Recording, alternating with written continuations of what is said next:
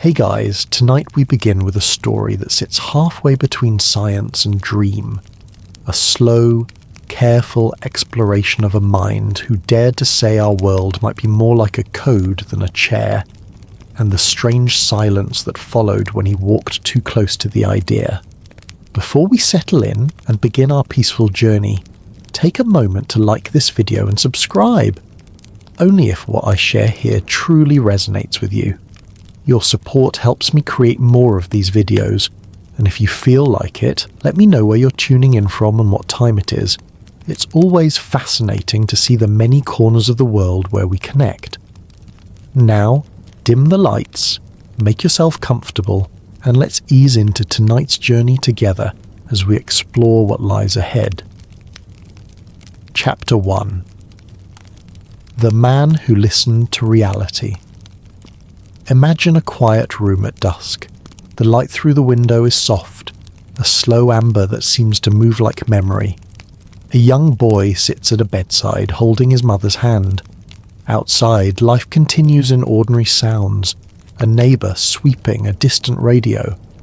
But inside the room, everything narrows to one slow breath. His mother's illness is a map he cannot read, and the questions that follow are not the kind that fit neatly into textbooks. They settle instead in the parts of him that will not rest.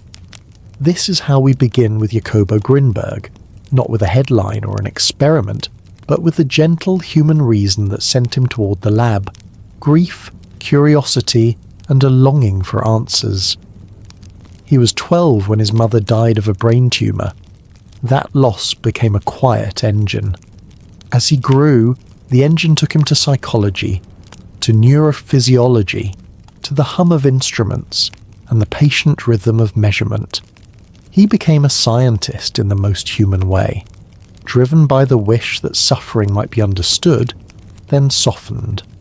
In the calm years after the laboratory doors opened, Grinberg pursued his PhD, set up a research space, and listened to the brain. He listened to the rhythms of the mind, the slow waves of sleep, the faster spikes of attention, the tiny signals that tell us we are here. He was, at first, a conventional scientist, careful, methodical, patient. But the world is a wide place, and sometimes, as in our own quiet lives, what we need comes from a doorway we did not expect to open. One such door opened in 1975, a formal invitation, an afternoon at Los Pinos, the presidential residence, and an introduction by someone who moved easily between the spheres of power and culture. Margarita López Portillo, the president's sister and a well-known supporter of indigenous traditions, brought Grinberg to a woman who would in time change his view of what the brain might touch. Her name, in the soft telling of the town, was Doña Pachita. On paper, she was a cabaret singer, a lottery seller, ordinary roles in the streets and markets. But in certain circles she was known as a healer, a shaman of a kind that bent the edges of what the material world usually allowed. The accounts of Pachita are gentle and wild at once. People would come to her in desperation, blindness that defied diagnosis, long barrenness, bodies worn down by ailments that resist the steady logic of medicine. Pachita would perform what on the surface looked like ritual. She would hold an old knife, an heirloom they said, and the gestures she made were precise but not surgical. Patients left bandaged. Sometimes wounds seemed to exist only under wrappings, sometimes nothing visible at all remained. For those who believed, the relief was real. For those who observed, the phenomenon was confounding. Grinberg, trained to measure and verify, did not scoff outright. He kept a scientist's discipline and a child's capacity for wonder. He watched. He took notes. The details he recorded later, the gestures, the ambience, the changes that followed, were written with the same steady hand he used in the lab. But what he saw unmoored something he had not expected to question: the relationship between mind and world. From these observations grew a particular idea, a way to speak about the strange malleability he perceived. He began to think in terms of an informational framework, an idea that beneath phenomena there might be a structure made of information, a kind of matrix of possibilities that consciousness accessed and, at times, modified. He used language like matrix, informational field, and later, formational metrics, phrases meant to bridge the language of tradition and the language of measurement. To Grinberg, shamans like Pachita were people who had learned to shift their role, from observer of the world to a speaker of its code. It's worth pausing here, long and slow, to notice how this idea feels. Think of a pond at night. The surface is glassy. A stone, a thought, an intention, touches that surface and the ripples rearrange what appears there. In Grinberg's view, human consciousness might sometimes be that stone, and shamans had learned where and how to throw it. He did not stop at metaphor. Grinberg wanted testable threads, ways to bring the poetic into the laboratory. So he designed experiments that felt, for him, honest and simple. One of his approaches involved pairs of people who meditated together, attempting to tune in to one another. He placed electrodes on their scalps to record brainwaves, the electrical murmurs that accompany thoughts, emotions, and attention. After a period of focused meditation, he separated the pairs. One participant would remain in a quiet room. The other would be exposed to a sequence of lights and sounds, stimuli the first person could not directly perceive. What occurred in some cases was quietly striking. When the exposed subject received flashes or tones, traces of simultaneous responses appeared in the partner's recorded brainwaves, small echoes in the EEG that, in a fraction of trials, seemed correlated. Grinberg reported rates of simultaneous activity that were above what chance would predict. He read these results in the softest way he could, as evidence perhaps of a background connection among minds, an informational field that might briefly entangle two consciousnesses. Skeptics, of course, gathered at the edges. Science asks for replicability, for controls that rule out leakage or bias. Could both subjects have been exposed somehow? Could the signals be artifacts? Grinberg knew these criticisms. They pushed him outward, not away. He refined methods. He wrote. He argued gently that if minds are part of a wider informational network, then the brain is both a receiver and sometimes a writer. While the academic world wrangled, other currents found him. In quiet offices far from Mexico City, intelligence agencies were experimenting with related ideas. The Cold War era, with its anxious search for advantage, created strange bedfellows, researchers of perception, military experimenters, and the curious minds in between. Projects sought to test remote viewing and the possibility that human attention could access distant events. Grinberg's work entered that context, not as a headline, but as a paper in a file, a name in a dossier. For him, the interest of state actors was a strange echo of public skepticism. People both feared and desired the capacities he explored. Back home, Jacobo wrote. He produced a large body of work that blended observation, theory, and a kind of gentle anthropology of the mind. One of his major undertakings, a multi-volume study of Mexican shamans, read like field notes and a laboratory logbook stitched together. He brought the methods of psychology to bear on rituals and translated folk accounts into experiments and diagrams. To many, the result was provocative.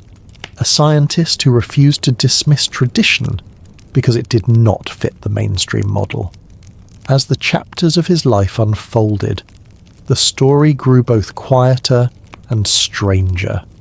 He proposed a model, sometimes called the curic or formational theory in his notes, where reality, at a deep level, resembled information waiting for an observer to bring it forth. This was not the Hollywood idea at all, not clumsy or violent. It was a careful proposal in which observers participate in the unfolding of phenomena by the way they attend, by the states of consciousness they occupy. Listen with me now to the small sounds of this thinking. Picture an EEG monitor, a modest screen, a row of soft lines. In the lab the air is warm and the machine hums like a distant insect. The pair of meditators breathe slowly, in time with one another.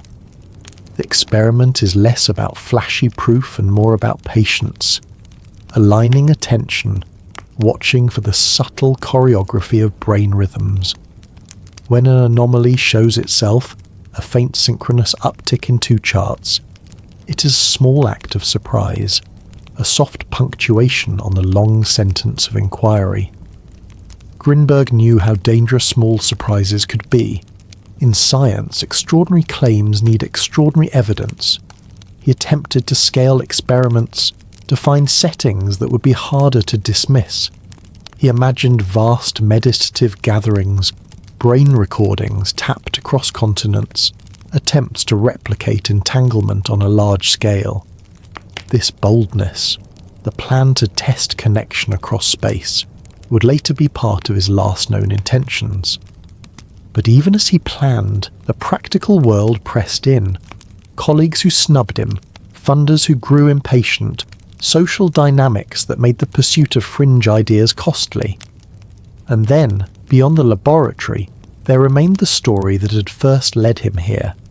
The human ache at the source of his curiosity, unhealed and yet transforming into a kind of fierce patience. In the years after his early experiments, Grinberg became a storyteller of a different kind. He wrote with urgency and with tenderness about the ways a culture's memory could be a lens on human perception. He recorded the accounts of healers. He described Pachita's vanishings and reappearances, how, when threatened, she seemed to slip away from the reach of authorities and return unchanged years later. For Grinberg, these were not mere myths. They were data points in a larger map of how humans experience reality and what happens when attention bends in unusual ways. We will return in later chapters to the rhythms of Pachita's ceremonies, to the smell of herbs, the clack of beads, and the feeling of a hand held over an eye. We'll trace the lines between what a scientist can measure and what a community knows. For now, let us rest in the slow fact that a scientist was moved by what he saw to ask deeper questions, and that those questions led him toward an idea that would turn many heads and trouble some hearts. There is a tenderness in this kind of work, a patient sort of courage. To entertain the possibility that observation shapes the observed is to live inside a constant, quiet reckoning. Are we reading the world correctly? Are our instruments precise enough? Can the strange be measured without being tamed? Grinberg took that reckoning seriously. He tried to build bridges between instruments and ritual, between charts and chants, and in doing so, he opened a new room in the House of Inquiry. Before this chapter closes, allow a small promise to land softly in the mind. We will follow the thread of experiments, the slow diagrams of EEG reports, the notebooks filled with careful cursive. We will return to the details of the meditation trials, the criticisms he faced, and the ways he adjusted his methods. We will spend time with those who loved him. His daughter, who would later call for his return on television, his colleagues who debated with him in halls and at conferences, and the police officer who took the disappearance personally, who could not let the story rest. And because the human heart is seldom content with only data, we will also listen to the quieter, stranger stories, the claims of agents watching at a distance, the odd coincidences, and the many ways a disappearance can turn a life into a myth. Each of these threads will be given space to breathe and given time to be examined gently. For now, allow yourself to sink into the calm of the moment. Picture the lab once more, the slow blinking of an indicator light, the soft scratch of pen on paper, a cup of tea gone cold on the desk. Let the image sit at the edge of sleep like an ember that will be fanned delicately in the chapters to come. In the next part of our journey, we will open the notebook labelled Pachita and move slowly through the descriptions Grinberg recorded. The rituals, the instruments, the reactions. We will listen to the stories that shaped his hypothesis and ask in a slow, compassionate way what it means to argue that consciousness participates in the fabric of reality. Now we move slowly into Chapter 2, a quiet, close study of the people and practices that nudge Jacobo Grinberg into thinking differently. Tonight we sit with the healer he watched, and the methods he read like a scientist reads a score. We listen to ritual, to measurement, and to the thin line where belief and observation touch. Picture a small room with warm plastered walls. A single lamp throws a pool of light across a wooden table. There is the faint, steady scent of copal or anise, something herbal and familiar. People come in the way one approaches a lighthouse, gently, with a care for what might be revealed. They come with hope, with grief, with bodies that have tried everything else. They come to Doña Pachita. Doña Pachita's work was low-tech and high drama all at once. To the casual observer, her ceremonies looked more like theatre than medicine. She wore everyday clothes, sometimes a scarf across her head, and she carried an old knife, described in many accounts as a family heirloom, small and perfectly ordinary in the hand. What made her sessions uncanny was not the shine of a blade, but the ritual choreography, the placement of hands, the cadence of words, and the careful wrapping of bandages after an intervention that, on the surface, left no visible wound. One of the most quoted stories, and one that Grinberg recorded with deliberate attention, involved the great jazz musician who sought her help in desperation, Charles Mingus. In the calm of a hospital-like room, Mingus lay face down while Pachita performed her procedure. Later, under bandages, there was no blood, no clear incision, only the quiet testimony of the man who felt changed. These accounts didn't prove that a physical organ had appeared out of nothing. They did, however, offer something perhaps subtler and more important, an altered lived experience that, for the person receiving it, amounted to healing. Grinberg approached these scenes like an ethnographer and an experimentalist. He took field notes in small, precise handwriting, mapping not just what Pachita did, but what the space felt like. The placement of stools, the rhythm of speech, the responses of family members. He recorded the cadence of the ceremony as if transcribing a language, a ritual syntax that the healer and her followers used to coordinate shared expectation. From this attentive practice, Grinberg formed two kinds of observations. The first was social and psychological. Rituals regulate attention and expectation. When a community believes that a certain gesture or phrase has healing power, that belief is not a lie. It exerts real effects on perception, on pain thresholds, on hormone levels, and on immune responses. Modern psychology knows, in many circumstances, that expectation changes outcomes. Placebo effects are not false miracles. They are demonstrable physiological changes linked to belief and context. The second observation, the one that startled Grinberg more, was phenomenological. In certain moments, the world behaved as though attention itself were a causal factor. That is, something about the focused, shared attention of participants produced shifts that were not easily reduced to simple expectancy. He recorded moments in which witnesses described seeing tissue, organs, or movement where none had been before. Accounts that were internally consistent among multiple observers, yet resisted straightforward physical explanation. To bridge these observations, Grinberg turned to an idea that married anthropology and information theory. he proposed that certain altered states of consciousness, the kinds induced by deep ritual, meditation, or focused intent, change the brain's role in relation to the world. Normally, the brain acts as a reader of incoming sensory data. In these special states, he suggested, it might temporarily act as a writer, contributing to the unfolding of experience rather than only recording it. This is the heart of his curic or formational idea.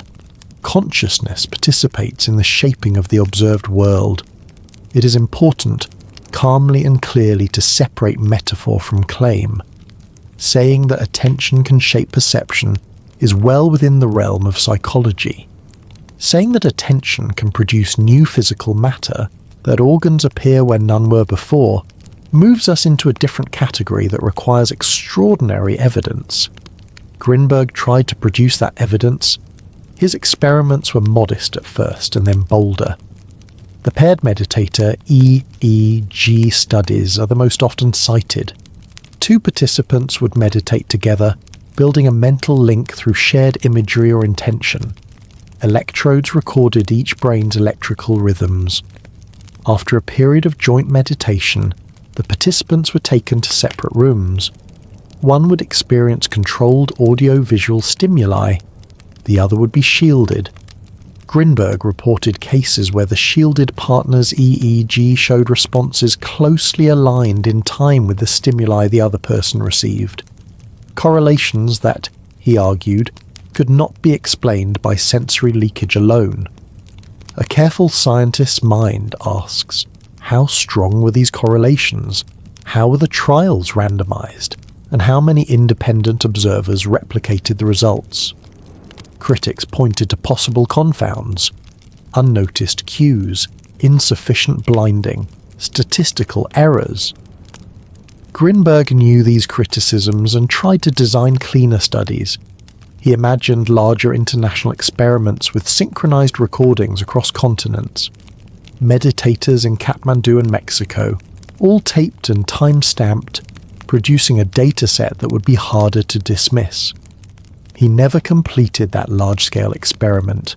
The reasons are part practical, funding, logistics, and part ominous, as we will later explore. Let us pause in a soft breath and consider alternative, scientifically grounded mechanisms that might explain what Grinberg observed without requiring us to accept miraculous physical transformations. First, neural synchrony and entrainment. The brain is a rhythmic organ. When 2 brains share a task, speech, or even eye contact, neurons can phase lock in subtle ways, their oscillations aligning temporarily. This synchrony can produce matched patterns in EEGs, especially when participants have previously shared a meditative context, and is a legitimate, measurable phenomenon that modern neuroscience studies under controlled conditions. Second, expectation and reporting bias. In high-stakes rituals, people want to believe. Memory and perception are malleable. If a person expects healing, they may detect sensations consistent with improvement. When multiple witnesses are invested in a narrative, their recollections may converge, not via fraud, but via social reinforcement. Grinberg, trained to be careful, sometimes struggled with how to factor such human tendencies into his interpretations. Third, placebo physiology. Rituals can release endorphins, modulate stress hormones, and alter immune responses. For many chronic conditions, pain, functional disorders, the ritual context can produce genuine, measurable relief. This doesn't explain apparent materializations, but it does account for why people testified to cures that otherwise seemed inexplicable. Fourth, methodological pitfalls. EEG is sensitive but coarse. It measures large-scale electrical fields generated by many neurons. Small artifacts, muscle movement, blinking, or equipment synchronization errors can produce patterns that, without rigorous controls, look like meaningful correlations. Grinberg's early work sometimes lacked the rigorous blinding later demanded by mainstream neuroscience, and yet, and here we soften our skepticism into curiosity, there remained anecdotal clusters that resisted neat explanation. Multiple independent witnesses sometimes described consistent phenomena, and Pachita's own reported vanishings, a pattern of disappearance and reappearance with no aging, added a layer of cultural mystery.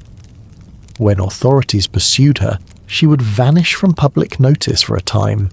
Later she returned as though the interval had been a soft pause rather than a long absence. This combination, compelling social phenomena plus tantalizing experimental hints, is what made Grinberg's work haunting and controversial in equal measure. It placed him at the interface of anthropology and physiology, of folklore and statistics. He refused an easy boundary. He would not dismiss tradition merely because it did not fit current models, nor would he accept claims without attempting a rigorous test. We should also note the political ecology that surrounded these investigations. In Mexico, as in many other post-colonial contexts, indigenous practices were often marginalized or co-opted. Grinberg's sympathetic attention to shamans was itself a political act.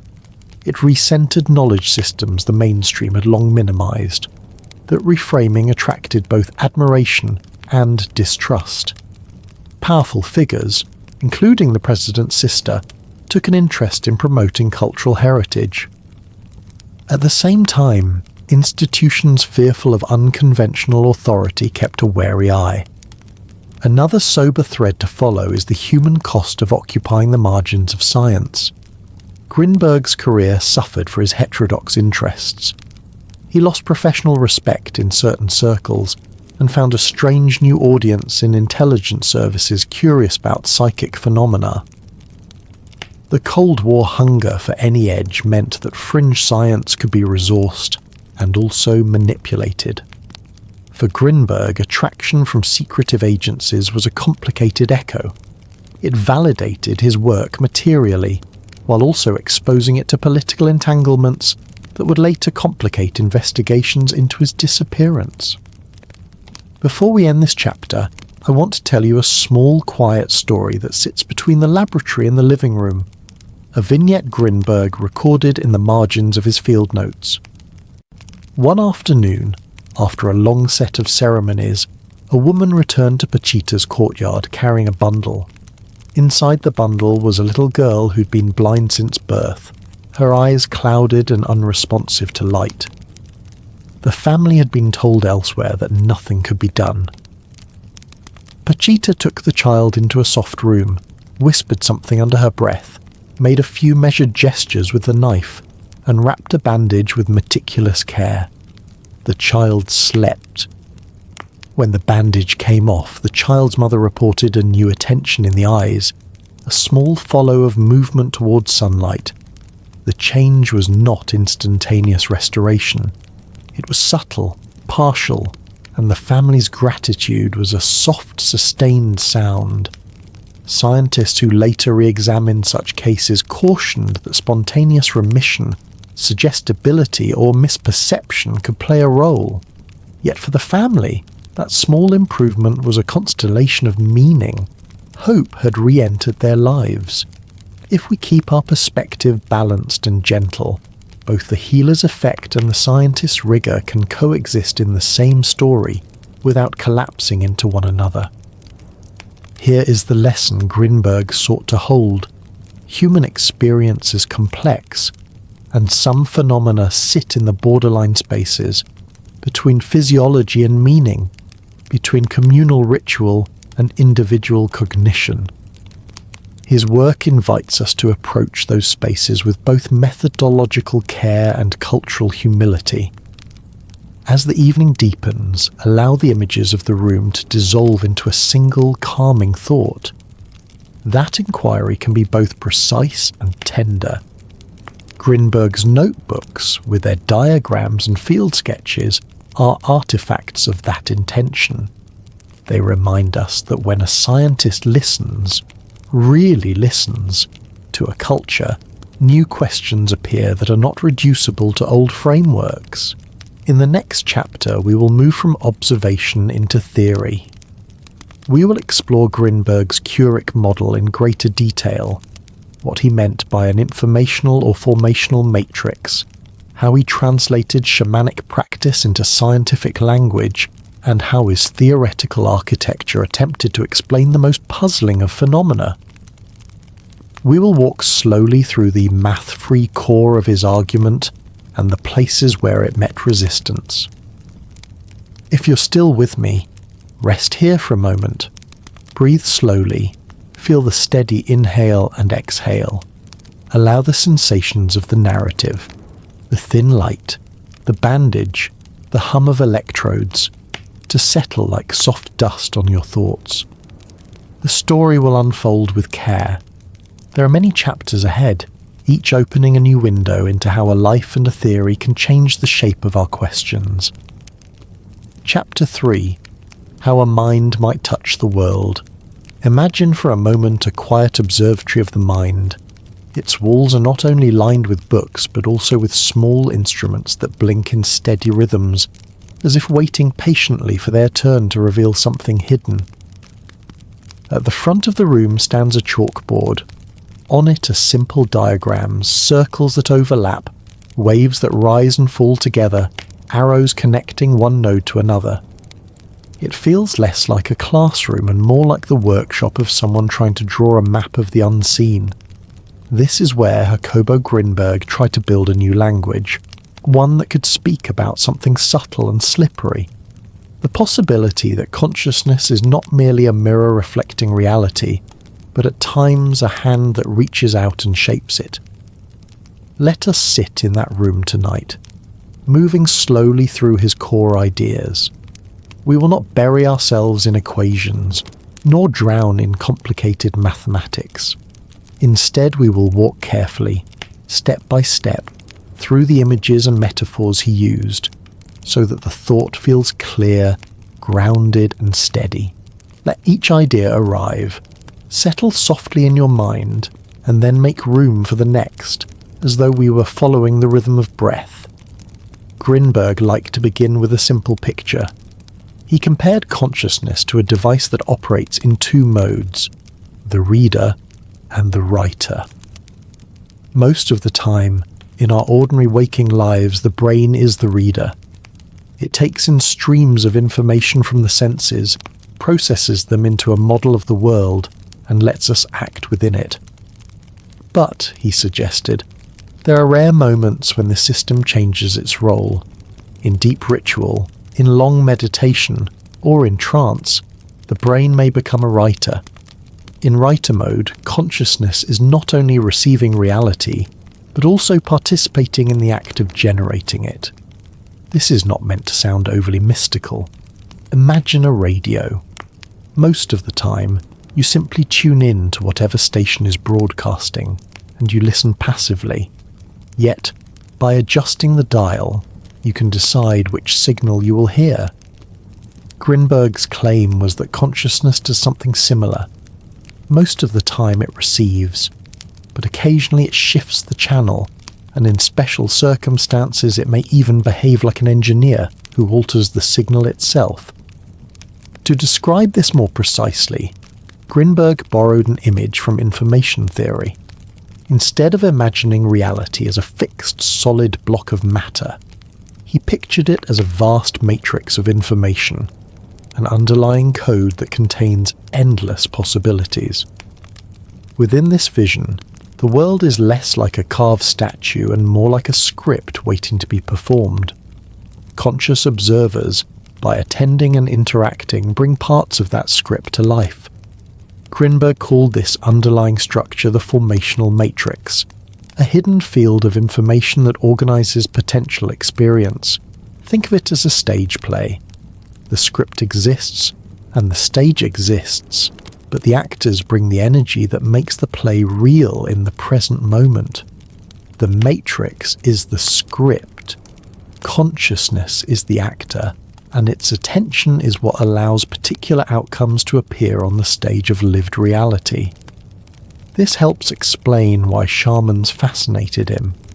Across many cultures, shamans are described as people who can slip into altered states, shift perception, and sometimes influence the world around them. Grinberg hypothesized that their rituals, steady rhythms, symbolic gestures, focused concentration, were practical techniques for moving from reader mode to writer mode. In that altered state, the boundary between what happens inside the mind and what unfolds outside becomes thinner, more permeable. The shaman's performance, therefore, is not just theatre. It is a disciplined reconfiguration of attention, an art that might leave measurable traces.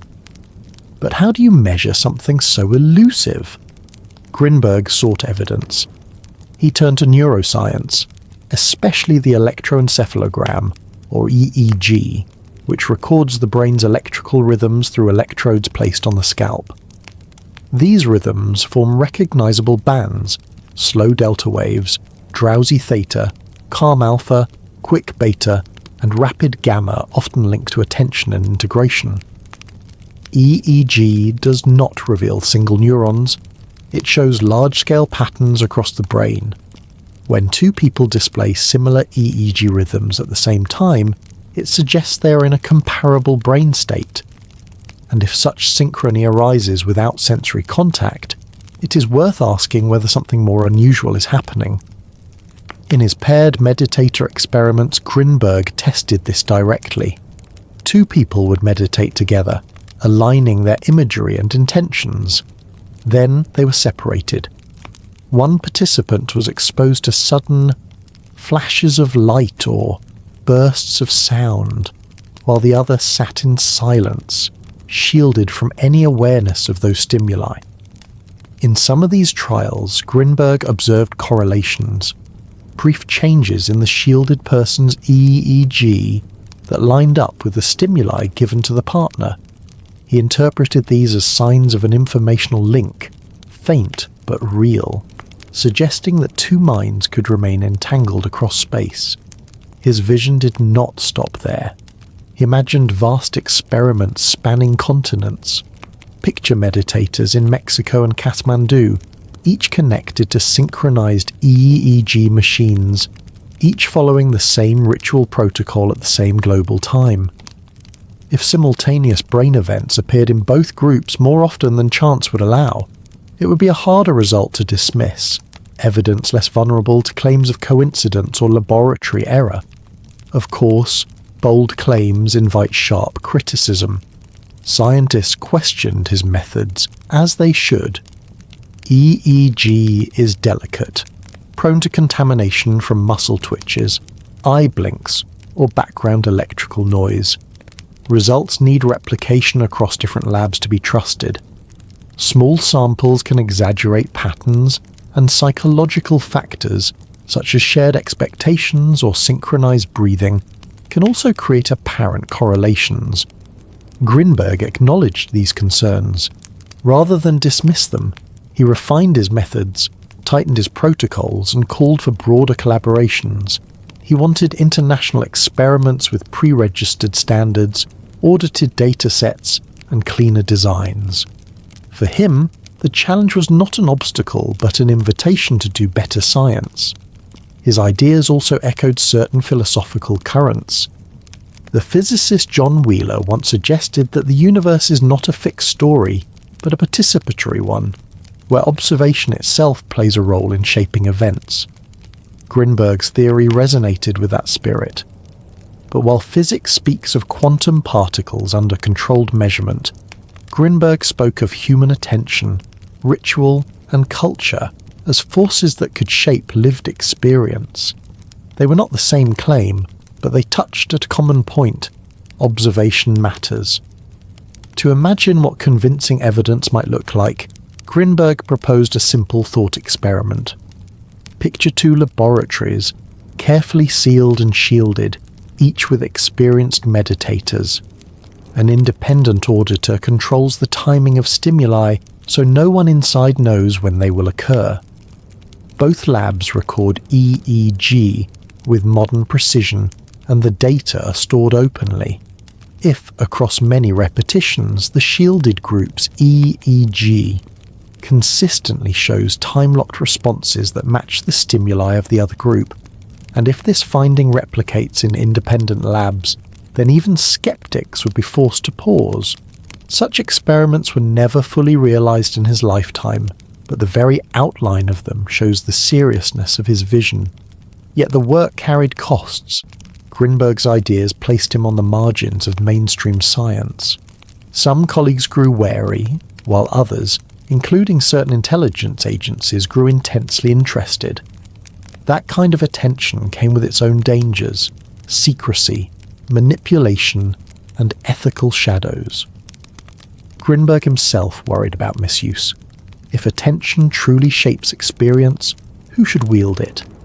What happens if such methods are weaponized? These were not idle questions, but real concerns that haunted his later writings. Still, even without irrefutable proof, his research left behind small but lasting contributions. He showed that intentionality and shared focus can create measurable synchrony between brains. He encouraged scientists to respect indigenous practices, to study them with seriousness rather than dismiss them outright. He developed experimental designs that, with today's technology and larger samples, could still be revisited with greater rigor. And yet the mysteries remained. Stories of healers, of patients claiming impossible recoveries, of witnesses who swore to events that defied physics. All of these lingered at the edge of the data. They were not easily reduced to numbers, yet they could not be ignored either.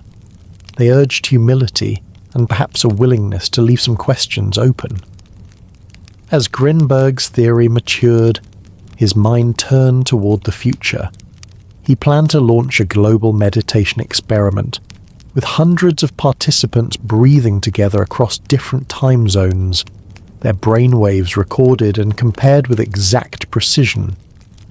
The vision was both beautiful and bold, a chorus of human attention stretching across the earth, tested with the discipline of science. It was this plan, more than any single experiment, that would define the shadow over his final days. The next chapter will follow the practical steps he took toward that goal, the notebooks he filled, the people he contacted, and the forces that began to take an interest in what he was building. But before we leave this room, imagine one last image, a survey for those who choose to follow. In the next chapter, we'll leave behind metaphor and turn back to the laboratory. We will look directly at the experiments he actually ran, the raw notes he left behind, and the fragments of evidence that reveal both the promise and the ambiguity of his search. Chapter 4. Inside the Lab, Session by Session. Now we return to the laboratory, moving slowly into the small details that give a theory its true weight. Let us walk quietly through the rooms where Jacobo Grinberg worked, and take a seat with him at the instrument table. Around us, machines pulse with steady rhythms like slow mechanical hearts. Relays click softly in the background. Pages rustle as notes are written in a neat, deliberate hand. The air is calm, and everything seems designed for patience. Here we examine not speculation but practice, the experiments themselves, the sessions that unfolded one after another, and the small surprises that kept Grinberg searching. Picture the room with care. 2 comfortable chairs sit facing one another, a small table between them with a thermos of tea, while coils of cable lie ready like resting snakes. The electrodes are waiting too, small padded discs that serve as listening stations for the brain's electrical whispers. The lights are warm and low, not the harsh glare of hospital fluorescence, but a soft glow that allows participants to relax and drift toward the meditative states Grinberg believed were crucial. This was deliberate. He wanted a space that balanced scientific method with respect for the inner state of the mind. Every session began with quiet ritual. Participants were briefed, then given time to breathe slowly and settle into stillness. They synchronize their breathing, sometimes closing their eyes to imagine a simple shared image, a candle flame, a symbol, a word held softly in memory. This, Grinberg explained, created a common frame of attention, a subtle but steady thread that both minds could hold. Only after this alignment did the electrodes come into play. They were placed across the scalp in standard positions, frontal, central, temporal, occipital, so that the entire spread of brain rhythms could be recorded. The EEG ran continuously, time-stamped with precision, while assistants sat nearby noting every blink, every throat clearing, every cough, so artifacts could later be separated from meaningful signals. The logbook and the data trace were meant to speak to one another clearly. A typical paired session lasted about an hour. The first 20 minutes were devoted to shared practice, breathing together, settling into rhythm, building the common inner image. Then came the separation. Each participant was led to a different room, both insulated and kept electromagnetically quiet. One participant was exposed to a randomized sequence of light flashes or soft sound pulses, while the other remained in silence, holding the agreed image in mind. The final segment brought them together again for gentle debriefing, where they wrote down their inner experiences. From these sessions, Grinberg reported patterns. Not grand miracles, but small, intriguing signals. In some trials, the shielded participant's EEG displayed brief changes that coincided with the stimuli delivered to their partner. These were not constant, nor did they shout their presence. They appeared as subtle echoes, short-lived alignments in frequency bands, small bursts in alpha or beta, delicate duets in the rhythm of the brain waves. With restraint, he described them not as proofs, but as signals worth investigating further. One logbook entry, written in careful script, described a trial with two partners who had trained together for days. At 14:23:07, one participant received a 3-second light pattern. 2 seconds later, the shielded partner's EEG showed a clear but modest burst in the alpha band, above their usual baseline. Grinberg's note read simply, "No muscular artifacts, no auditory bleed. Both rooms verified sealed." His words were cautious, suggestive, never definitive. Another note told of a participant who later reported a sudden inner image, a flash of grey. The timing of the description matched the EEG shift that had occurred in response to the partner's stimulus. These moments where subjective report and brain trace aligned mattered deeply to Grinberg. For him, they suggested not only electrical correlation, but also lived, experiential correspondence.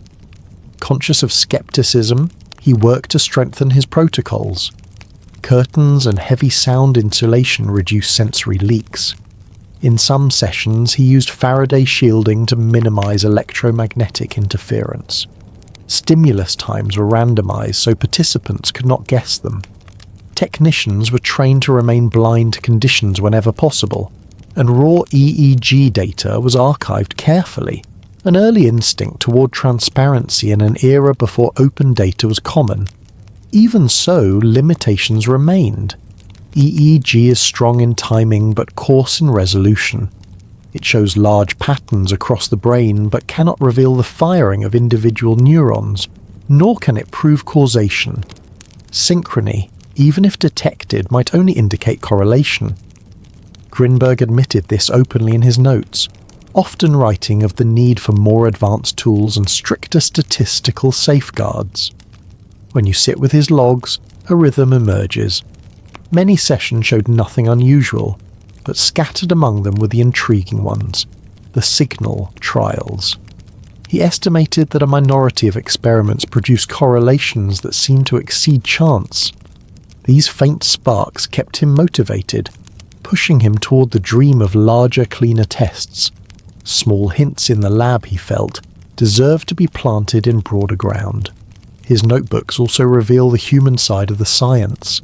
He recorded when a participant laughed nervously, or when another grew emotional during debrief, recalling a personal memory that surfaced during meditation. He noted when fatigue dulled performance, when stress or distraction interfered.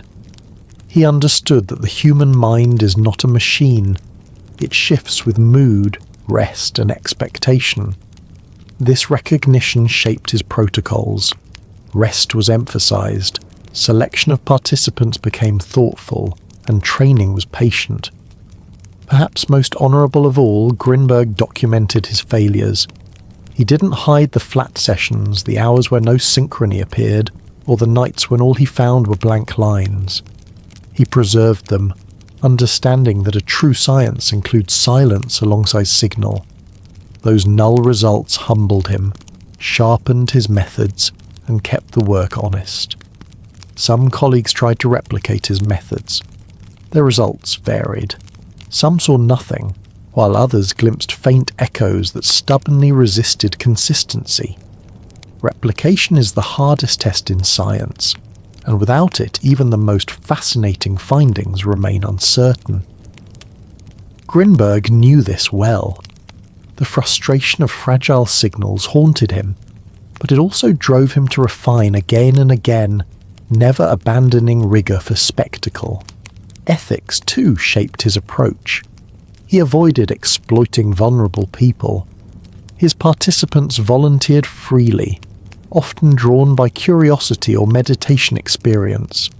He was cautious about public claims, worrying that exaggeration could harm communities or lead to misplaced hopes. These concerns appear again and again in his writing, like gentle guardrails keeping him from sliding into sensationalism. If we translate his work into plain language, the message is clear. He found repeated but fragile hints that minds in shared states could display synchronized activity. They were enough to suggest larger, more rigorous experiments, but they did not amount to proof that consciousness creates matter or rewrites biology. Grinberg respected that distinction, holding firmly to scientific temper even while studying ideas that many found extraordinary. Still, the sparks encouraged him. He began sketching plans for larger experiments, synchronized recordings across cities, then nations, and eventually continents. He dreamed of exact time-stamped EEGs, of shared protocols, of independent auditors to safeguard credibility. The obstacles were immense: equipment costs, time synchronization, funding. But the vision grew. In his journals, sketches became maps and maps became proposals. It was scientific ambition at its most human, taking the faintest of signals and daring to scale them into something the world could no longer ignore. So let us pause and breathe.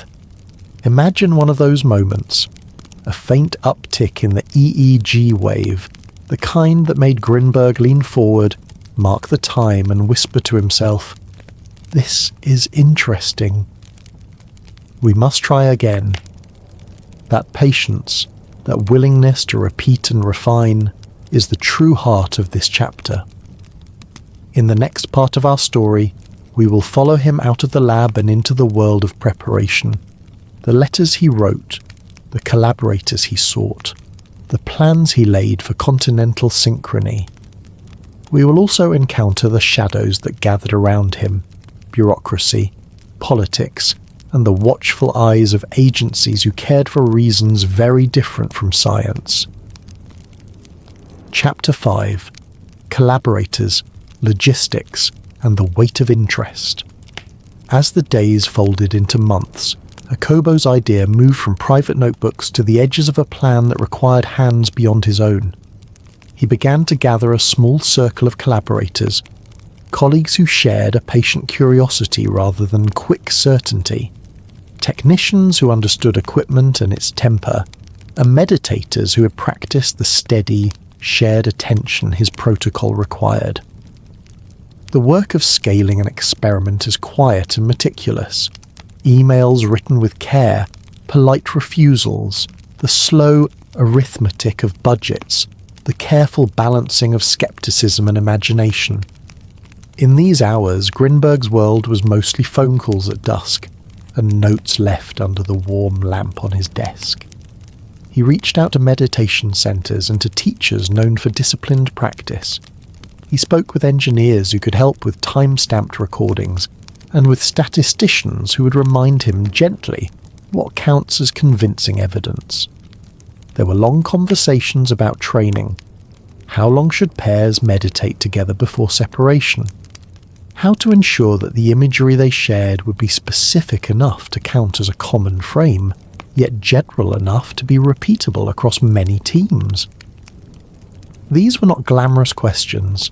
They were the slow scaffolding of any rigorous test. The logistical problems loomed large and mundane. EEG machines of the era were not plug-and-play across borders. Ensuring synchronized timestamps across continents before GPS-synced clocks became standard was a technical headache. They discussed secure third-party auditors to randomize stimulus times, independent labs to host blinded trials, and archival procedures so that raw data could be examined by others. Funding was another patient fight. Grants for unconventional projects are often small, contingent on conservative milestones. Jacobo learned how to make careful proposals that emphasize methodological safeguards and practical value, mindful of how easily the solitude of a parked car over the intimacy of a home that felt complicated. Those who knew him later described a man increasingly protective of his notes, shifting toward a particular focus that bordered on obsession. Threats, or the sense of being watched, are not always cinematic. They arrive as small changes in routine. The feeling that a conversation had been overheard, a stranger who seems to appear too often, the sense that one's mail is not as private as it should be. In Jacobo's case, friends and later investigators reported moments when he seemed to sense attention on him in a new way. He mentioned being followed, not in a frantic tone, but in the tired voice of someone cataloguing oddities. A few witnesses would later recall men in suits near places he frequented. Whether they were protectors, agents of interest, or mere coincidence, these details added an uneasy texture to the final months of planning. Domestic tensions added to the strain. His marriage was frayed. Arguments about attention, privacy, and trust began to feature in his private notes. Some in his circle suspected his partner of being less than straightforward. Others urged caution about assigning motive. In the midst of these complications, Jacobo doubled down on the work. The global experiment remained his North Star. If he could demonstrate reproducible correlations across continents, the result would be difficult to ignore. To prepare practically, he started small and methodical. He travelled to cities where collaborators were most receptive, testing synchronization methods between labs in the same time zone before attempting the far-reaching plan.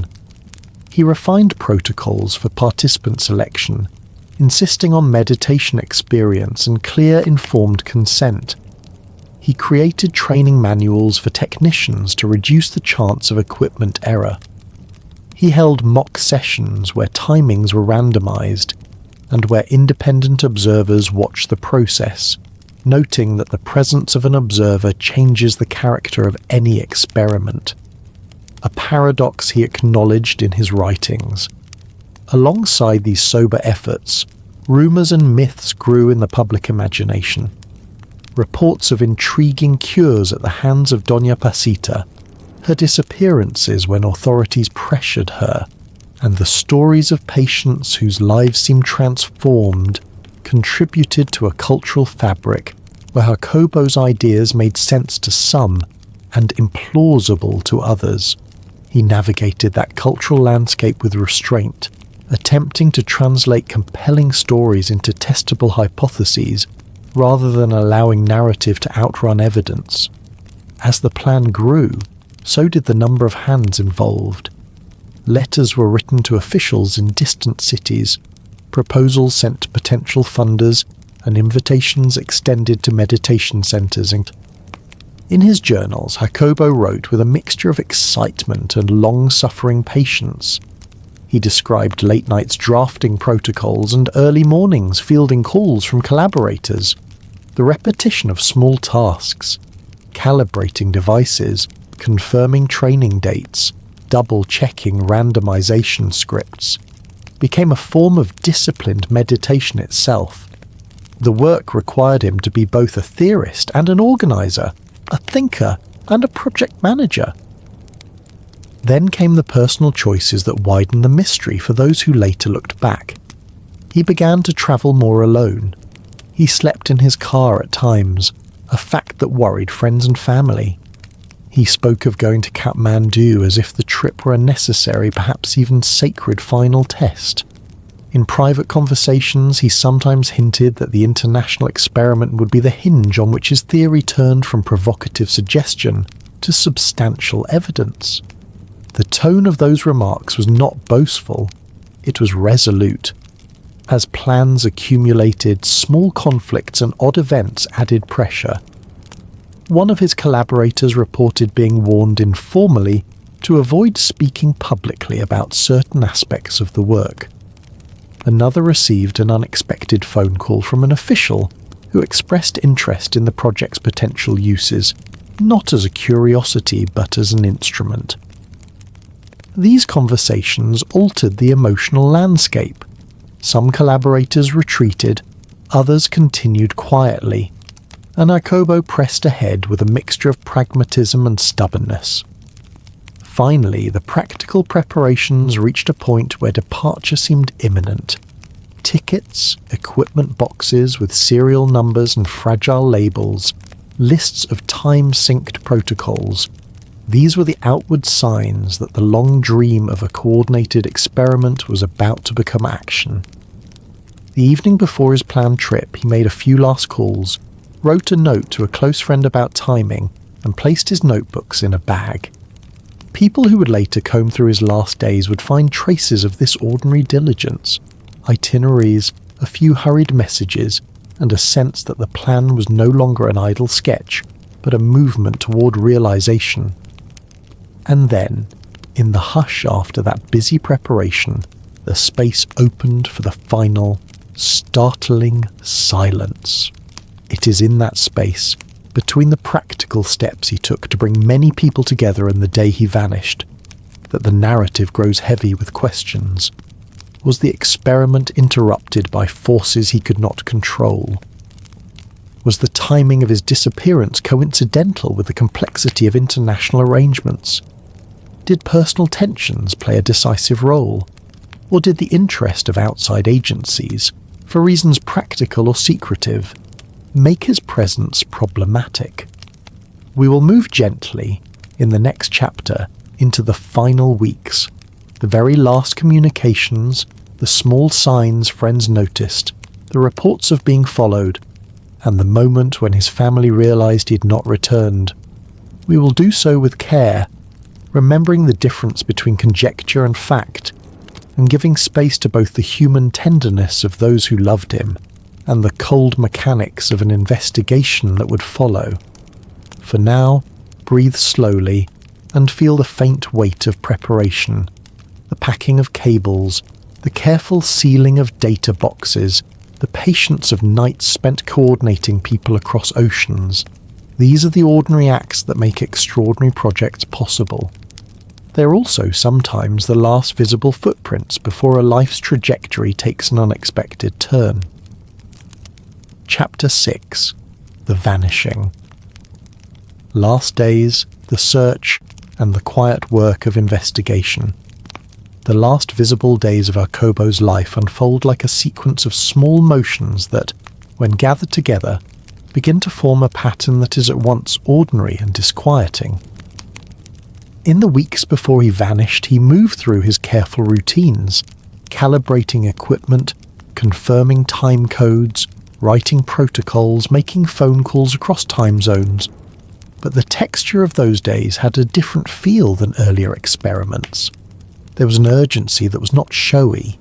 It lived in the tightening of schedules, the repeated checking of IT presence. Officer Clemente Padilla, the investigator who later described this case as the one he never solved, followed this thread. Padilla used his connections to query international intelligence channels, and the trail brought him to an unexpected place. A contact with a US intelligence officer identified the two men the witness had seen. Rick Howard and Marina Velasco, names that to that agent were not strangers. For Padilla, the implication was terrible and fascinating. If true, it suggested a level of surveillance or involvement that ran beyond local concerns. He pressed for cooperation between agencies, for formal channels of inquiry that could confirm whether foreign operatives had been near or around Jacobo during the days before his disappearance. The reply from the Mexican authorities, however, was not what a dogged investigator might hope for. Padilla found himself removed from the case by his superiors, an unexpected administrative action that chilled the momentum of the search. Reasons offered were bureaucratic. Grievances and hearsay followed. The effect, whatever the motive, was that a promising investigative thread was severed. The case file, later complainants would say, went cold in official hands. Key documents and lines of inquiry were allowed to fade. Grinberg's family pressed on, broadcasting pleas on television and offering rewards. His daughter Astucia, with a measured desperation, appeared on American broadcast to appeal for help. The phones rang with tips, and for a while the family clung to each call as if it might be an oar that would pull them back to shore. The human texture of the investigation is peppered with small telling details. Friends described Jacobo in his last weeks as guarded, sometimes afraid of his own home, sometimes moving at odd hours. He spoke of being followed in a voice that did not seem hysterical but was marked by a new fatigue. He left trailing traces like itineraries, a sandwich of careful notes, messages to friends, and a bag packed with his notebooks. To those who loved him, the fragmentation was wrenching. A scientist who had given himself to a controversial work, arrested by both the thrill of discovery and the loneliness of marginalization, now unaccounted for. As days slipped into weeks and then years, multiple theories took root. The presence of intelligence interest, documents later declassified, would show that US agencies had files that referenced Grinberg and similar projects, made an obvious narrative simple to construct. Perhaps an agency took a man they thought useful into protection or into a classified program. That thesis had charms of logistic plausibility, but also moral discomfort. Why would an agency make someone disappear in a way that left families bereft and an academic legacy suddenly shadowed by secrecy? Protection could have been arranged more compassionately if that were the aim. Sabotage of research was a more Machiavellian possibility. Disrupt the international experiment might have made him uncomfortable collateral when power and suspicion intertwined. Padilla's removal from the case by Mexican officials fed this line of thought. Was the state protecting itself from embarrassment, or were other forces at play? Again, this line of explanation fits some of the emotional data, but does not easily account for the presence of men with American intelligence ties cited abroad. A domestic theory focused on interpersonal conflict. Jacobo's second wife, Teresa, became a person of interest in the eyes of some family members and investigators. Arguments in the marriage, odd comportment, and later actions by Teresa, her own vanishing a year after Jacobo, added a dark human dimension. Family members described strange behaviour and suspected that she might have been more than she claimed. She withdrew, moved, and eventually disappeared. A sequence of events that creates a pattern of suspicion and sorrow. In the absence of definitive proof, these personal narratives thrum with the ache of human relationships gone wrong, motives tangled in jealousy, fear, and secrecy. And then there is the most poetic, the most extraordinary theory, that Jacobo had found a literal way to step outside the reality he described. that he used methods he had studied and observed in others to exit our shared frame. This explanation appeals to the symbolic logic of his life. A scientist who studied the boundary between observation and being, who wrote of shamans who vanished and returned unchanged, who imagined that consciousness could alter the fabric of what we call real. To believe this fully requires a leap from empirical caution into mythic imagination. Yet in a story where vanishings had precedent in Pachita's lore, where reports of reappearances embroidered the cultural memory, the theory circulated among followers with a kind of gentle conviction. It is, in its own way, a hopeful theory. A man who left rather than was taken. None of these narratives prove what happened. What the record shows is a mix of cold bureaucratic files, vivid but sometimes unreliable human testimony, intermittent investigative will, and an archive that grew thin. Officer Padilla's frustration became emblematic. A competent investigator who found surprising leads, then watched them cool under administrative pressure. The family's activism kept the case in public memory but could not, on its own, force the full accounting that friends and colleagues sought. There are quiet pieces that matter.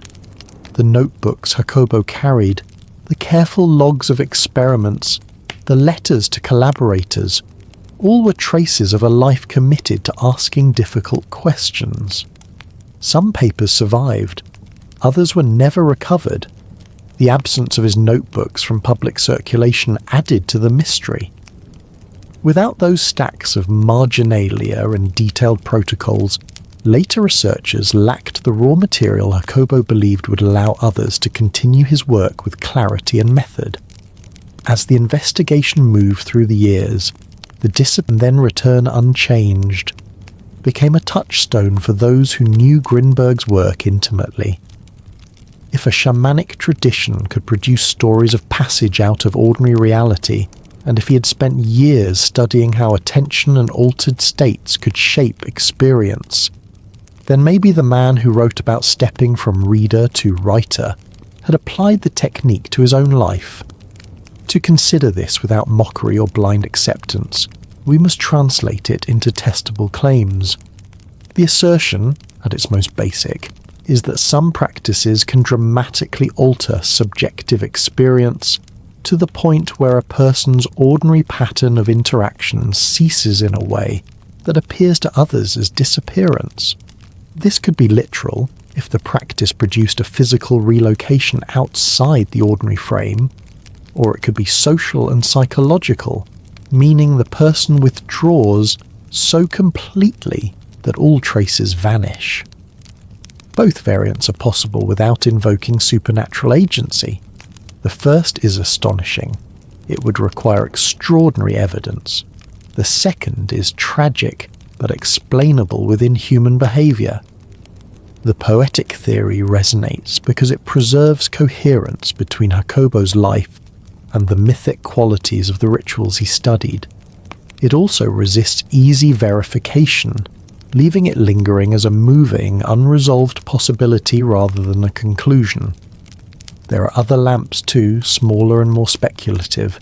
The idea that corporate or private actors might have had motives to suppress his work, or that random violence resulted in his death and subsequent loss of records. Each suggestion has a human weight to it, and each pushes us to ask what counts as sufficient evidence in a tangled social world. In the wake of these competing stories, official action slowed, stopped, and sometimes restarted in fits and starts. Padilla's removal became a symbol of institutional inconsistency.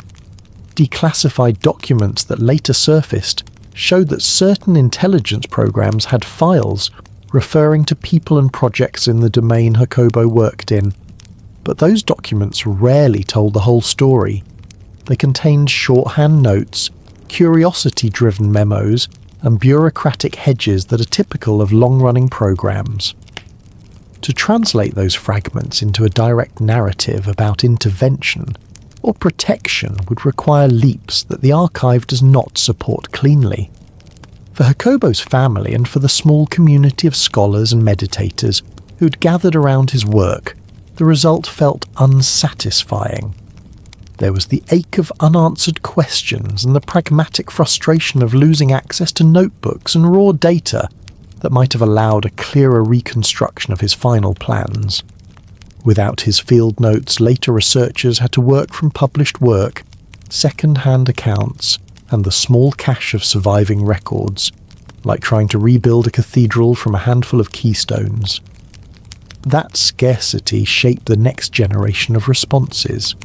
Some researchers, inspired by the curiosity of his experiments, tried to replicate his EEG studies using the modern tools now available: denser electrode arrays, better artifact rejection, time-synced instrumentation that connects labs with millisecond precision.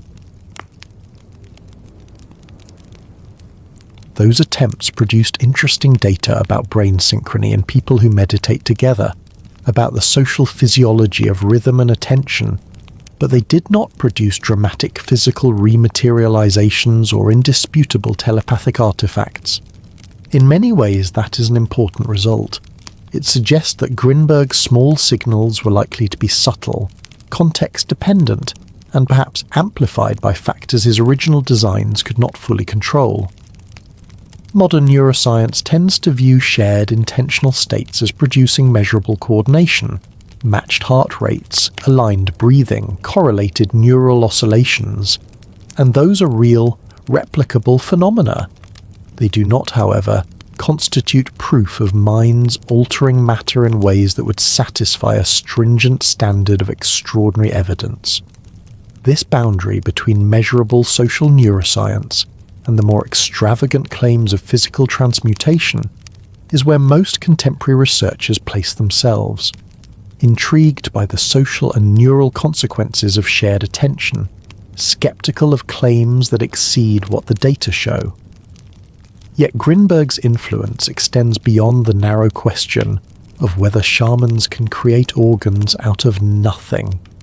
He shifted how some people think about attention and culture, by insisting that traditional practices be treated with methodological respect, rather than dismissed as mere superstition. He encouraged cross-disciplinary work that blends field anthropology, cognitive science, and careful experimental design. That legacy is one of intellectual humility, to acknowledge that human experience has a richness that sometimes resists simple categorization, and to insist that our methods be strong enough to explore that richness. As the years passed, a subtle myth grew around the disappearance itself. For some, the unresolved quality of the case lent his ideas a kind of charged credibility. If a man who proposed the mind participates in reality vanishes without trace, perhaps the theory contains an operative kernel of truth. For others, the disappearance is a cautionary tale about the social and professional hazards of occupying the margins. Both readings are human responses to ambiguity, an attempt to make narrative sense from a fragmentary archive. In the quiet of the present, if we step back and breathe with detachment, several reasonable conclusions emerge. First, Jacobo was a careful scientist with a deep curiosity, and that curiosity led him to study practices that mainstream science often neglected. Second, his experiments produced small, intriguing signals that justified further, more rigorous investigation. Third, the political, personal and institutional complexities that swirled around his life created an environment where disappearance could be interpreted in many ways but verified in few. And fourth, the case itself functions as a mirror. It reflects our cultural appetite for mystery, our discomfort with unanswered questions, and our simultaneous yearning for clear proof and poetic meaning. In the chapters to come, we will trace the post-disappearance landscape, the attempts to archive and preserve what remains of his writings, the work of devotees and detractors who kept the conversation alive, and modern research that has re-examined his ideas through the lens of contemporary neuroscience and cultural studies. We will listen, patiently, to interviews and testimonies that survived, and we will pay special attention to Officer Padilla's account, the one case he never managed to close, because the path of diligent investigation reveals as much about institutions as it does about individuals. Rest for a moment on the simple image of a circle of lamps. Each light has its warmth and its limitation. No single lamp illuminates the whole room. The wise watcher will walk between them and hold more than one story at a time. Because ambiguity is a natural state in human affairs where motives are mixed and evidence is partial. Grinberg's life and vanishing invite that posture, a careful curiosity that honours what is known, accepts what is not, and remains willing to look again. Chapter 8. Records, declassified files, and what the archives tell us. There is a particular intimacy to reading an old file, the soft rustle of paper, the faint scent of ink and time, the corners turned by hands that are no longer in the room. In the case of Jacobo, the archives were part revelation and part riddle. Over the years, fragments of paperwork, memos and agency notes surfaced in unexpected places, small windows through which cautious light fell on a larger, darker room. These documents did not give us a single clear answer, but they offered textures, the bureaucratic curiosity of the Cold War, a measured interest in unconventional cognition, and the way agencies catalogued phenomena they could not easily classify. Reading them is like listening to a conversation through a wall. You hear words and tones, but the whole meaning requires patient reconstruction. The first thing to understand about the archive is that it is rarely tidy. Intelligence files, project memos, and research summaries are often shorthand for deeper deliberations, and their language is cautious by design. When a Cold War-era project writes a line about remote perception or peace-eye research, the sentence sits in a folder among others: funding proposals, meeting notes, cost estimates, and personnel lists. Such documents show interest. They show that researchers like Jacobo are on someone's radar. They rarely show explicit directives unless declassification reveals more. So the presence of Jacobo's name or references to his work in these folders tells us that his ideas reached beyond academic curiosity into circles that considered practical application. Another tenderness of these papers is their human traces. A handwritten margin note, an exasperated line about budget constraints, or a typed summary that betrays excitement. They show how organizations approach the unfamiliar with pragmatic agendas. Could these phenomena, if real, be harnessed? Could mental training be useful in scenarios where conventional sensors and satellite imagery were limited? These are the questions that some officials asked quietly and without ceremony. The archive does not prove nefarious action. Rather, it shows a pattern of institutional curiosity that crossed borders and disciplines during a tense geopolitical era. At the same time, the records are incomplete. Missing pages, redactions, and documents that never made it into public circulation leave gaps. Those absences became fertile ground for speculation. If the file is redacted, what is hidden? If the chain of custody for a lead is broken, who cut it? For grieving families and devoted followers, gaps are more than inconvenience. They become meaningful silences that feel like part of the story itself. For a careful listener, however, the gaps also demand humility. Archivists remind us that what is not in the file may be absent for technical reasons, misfiling, deterioration, or categorization under unrelated project names. The archive's silence is not automatically evidence of conspiracy. It is often, painfully, bureaucratic entropy. What the available documents do allow us to reconstruct is a rough map of interactions. Researchers interested in altered states communicated with program officers who wrote summary memos, and sometimes technicians wrote feasibility notes about synchronizing equipment across continents. There were informal exchanges with officials who saw potential operational utility. notes about whether a claimed capacity could be trained, measured, or transferred across contexts. These exchanges were typically cautious. Promising but unproven is the tone more often than "this will change everything." The measured character of these memos is a small comfort. It shows that agencies treated such claims with the same care they would bring to any nascent technology. Alongside institutional documents were correspondence and archived field notes from Jacobo and his collaborators. These pages reveal a scientist who worried about controls, who drafted protocols late into the evening, and who argued for open data practices, even as he received interest from parties who preferred secrecy. He wrote about the ethics of study design, about the danger of overclaiming, and about the weight of responsibility when working with communities whose traditions had already been marginalized. These personal archival traces complicate the simplistic caricature of a radical researcher seduced by exotic claims. They show instead a practitioner who tried, by temperament and training, to hold rigor and respect together. When investigators later sought to connect specific documents to the disappearance, the evidence resisted tidy classification. There were memos mentioning interest in certain researchers and program notes that hinted at exploratory funding streams, but the documents rarely, if ever, authorized extraordinary actions such as covert abduction. The procedural machinery required to move from curiosity to clandestine intervention is large and visible. Absent clear, unequivocal documentation, the archive supports only a theory of interest rather than a theory of action.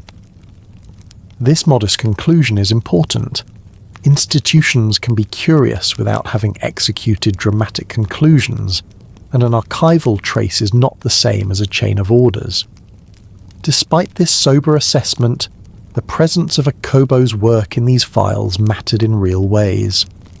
Funding offers arrived in forms that required a judgment call: accept aid from sources that demand secrecy, or continue slowly with limited resources while preserving openness and academic independence. The choices researchers make when offered institutional support inevitably change the trajectory of their projects. Jacobo's notes show he weighed these matters carefully. The tension between accepting resources and maintaining scholarly transparency haunted the margins of his plans.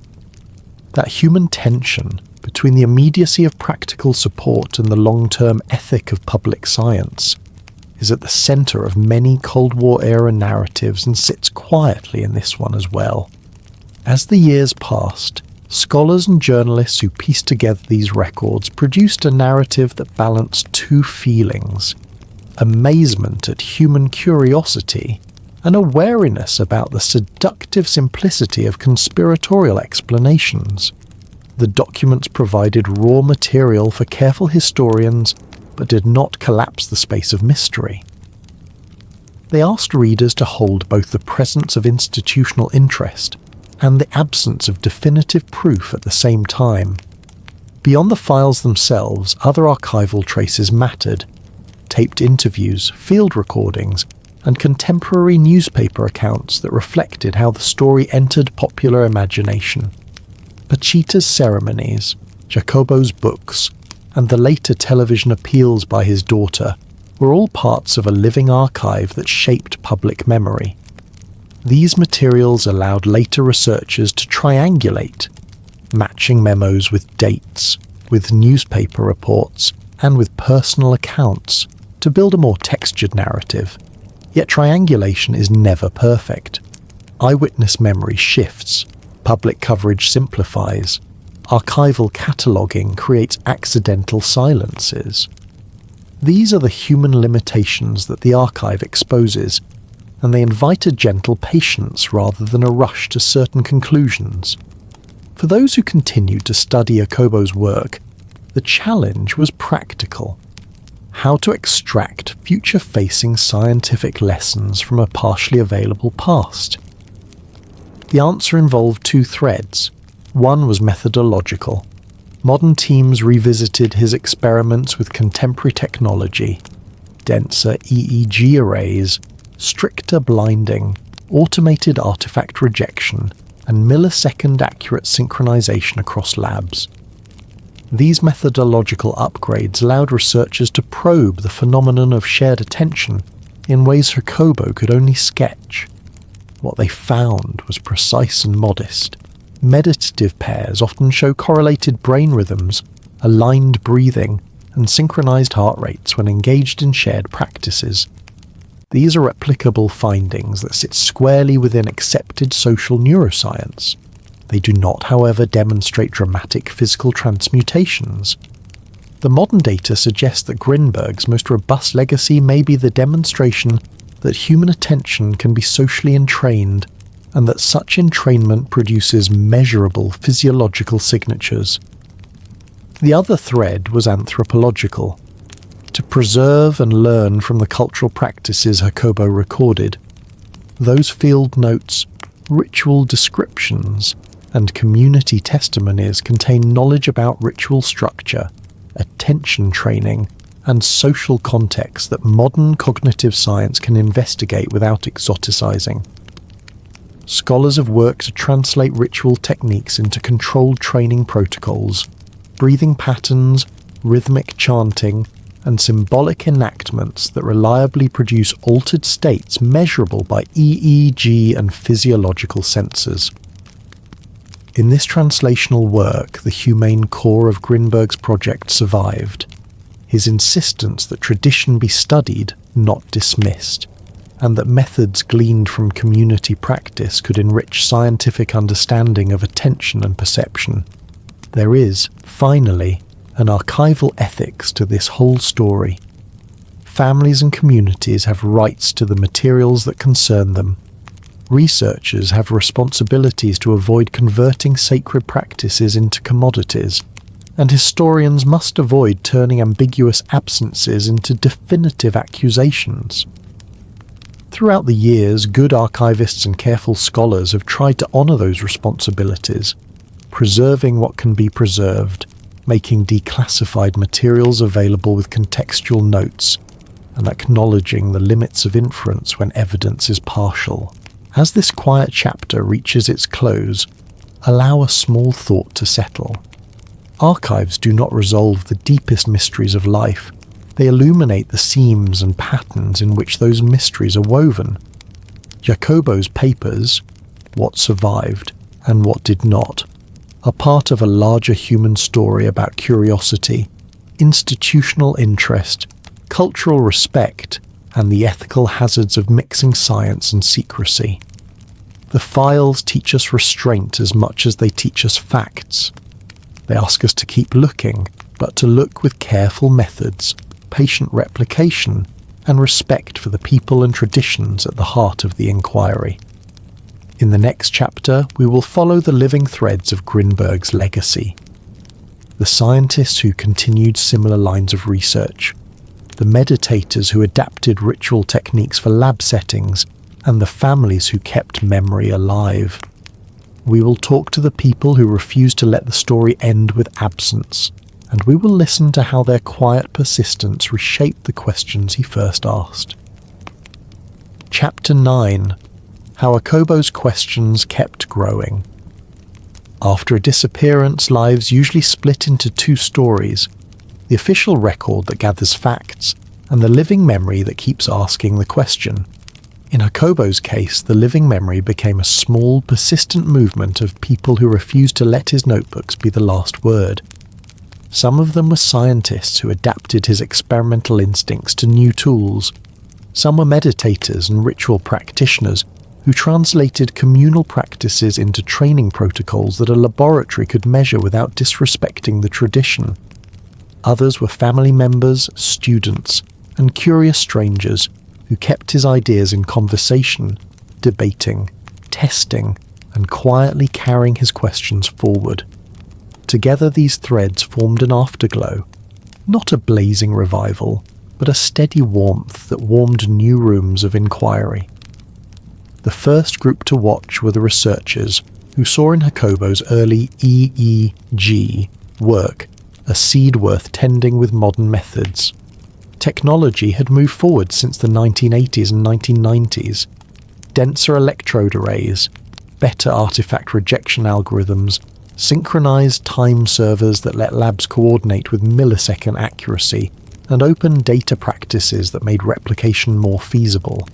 Scientists interested in social neuroscience began to explore the idea of inter-brain synchrony, the measurable alignment of neural rhythms among people who interact, sing together, or meditate together.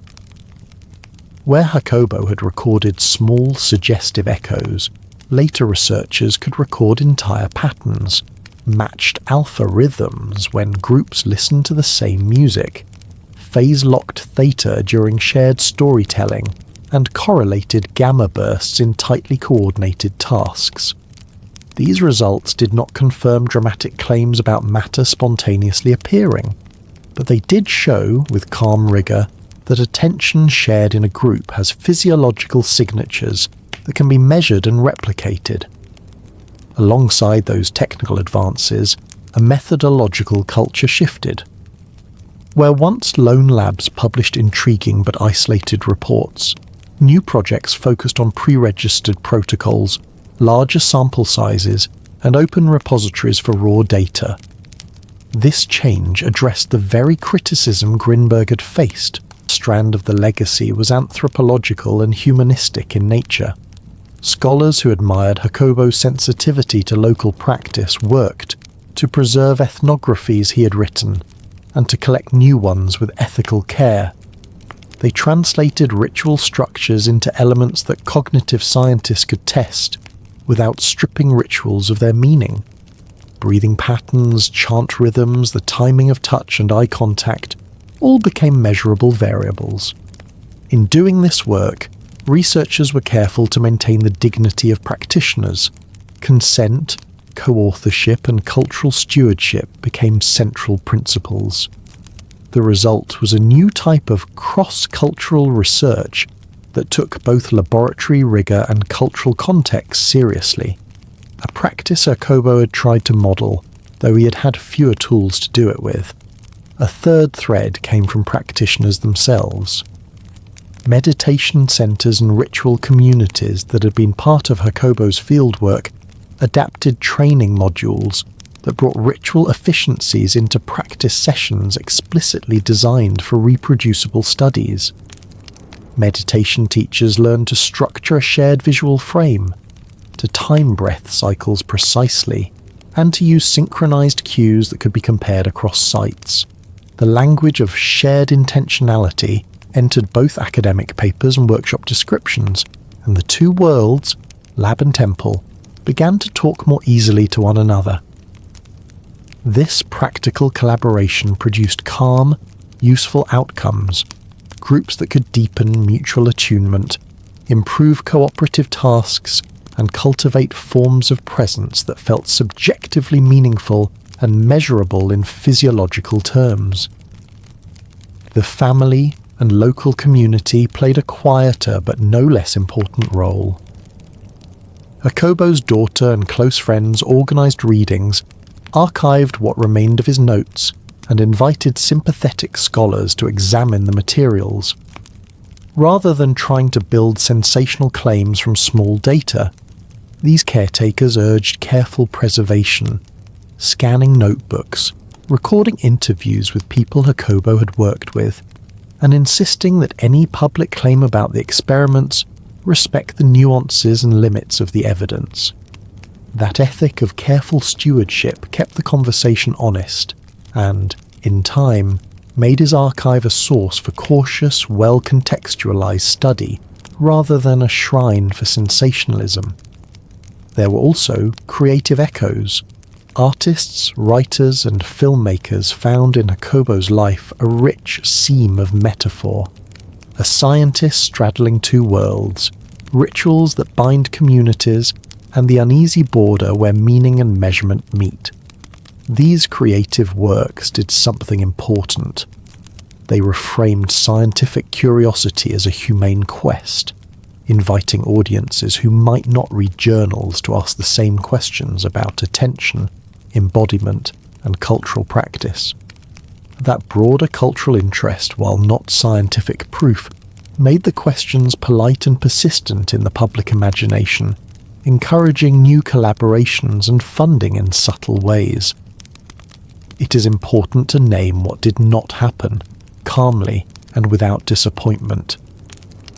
The dramatic proof of minds conjuring physical organs into being did not emerge from subsequent research. Modern teams could not reproduce the kinds of materializations that some witnesses described, and the more extraordinary claims remained anecdotal rather than evidenced. But if the original hope was to show the universe as a programmable substrate manipulated by intention, that program did not complete in the way some imagined.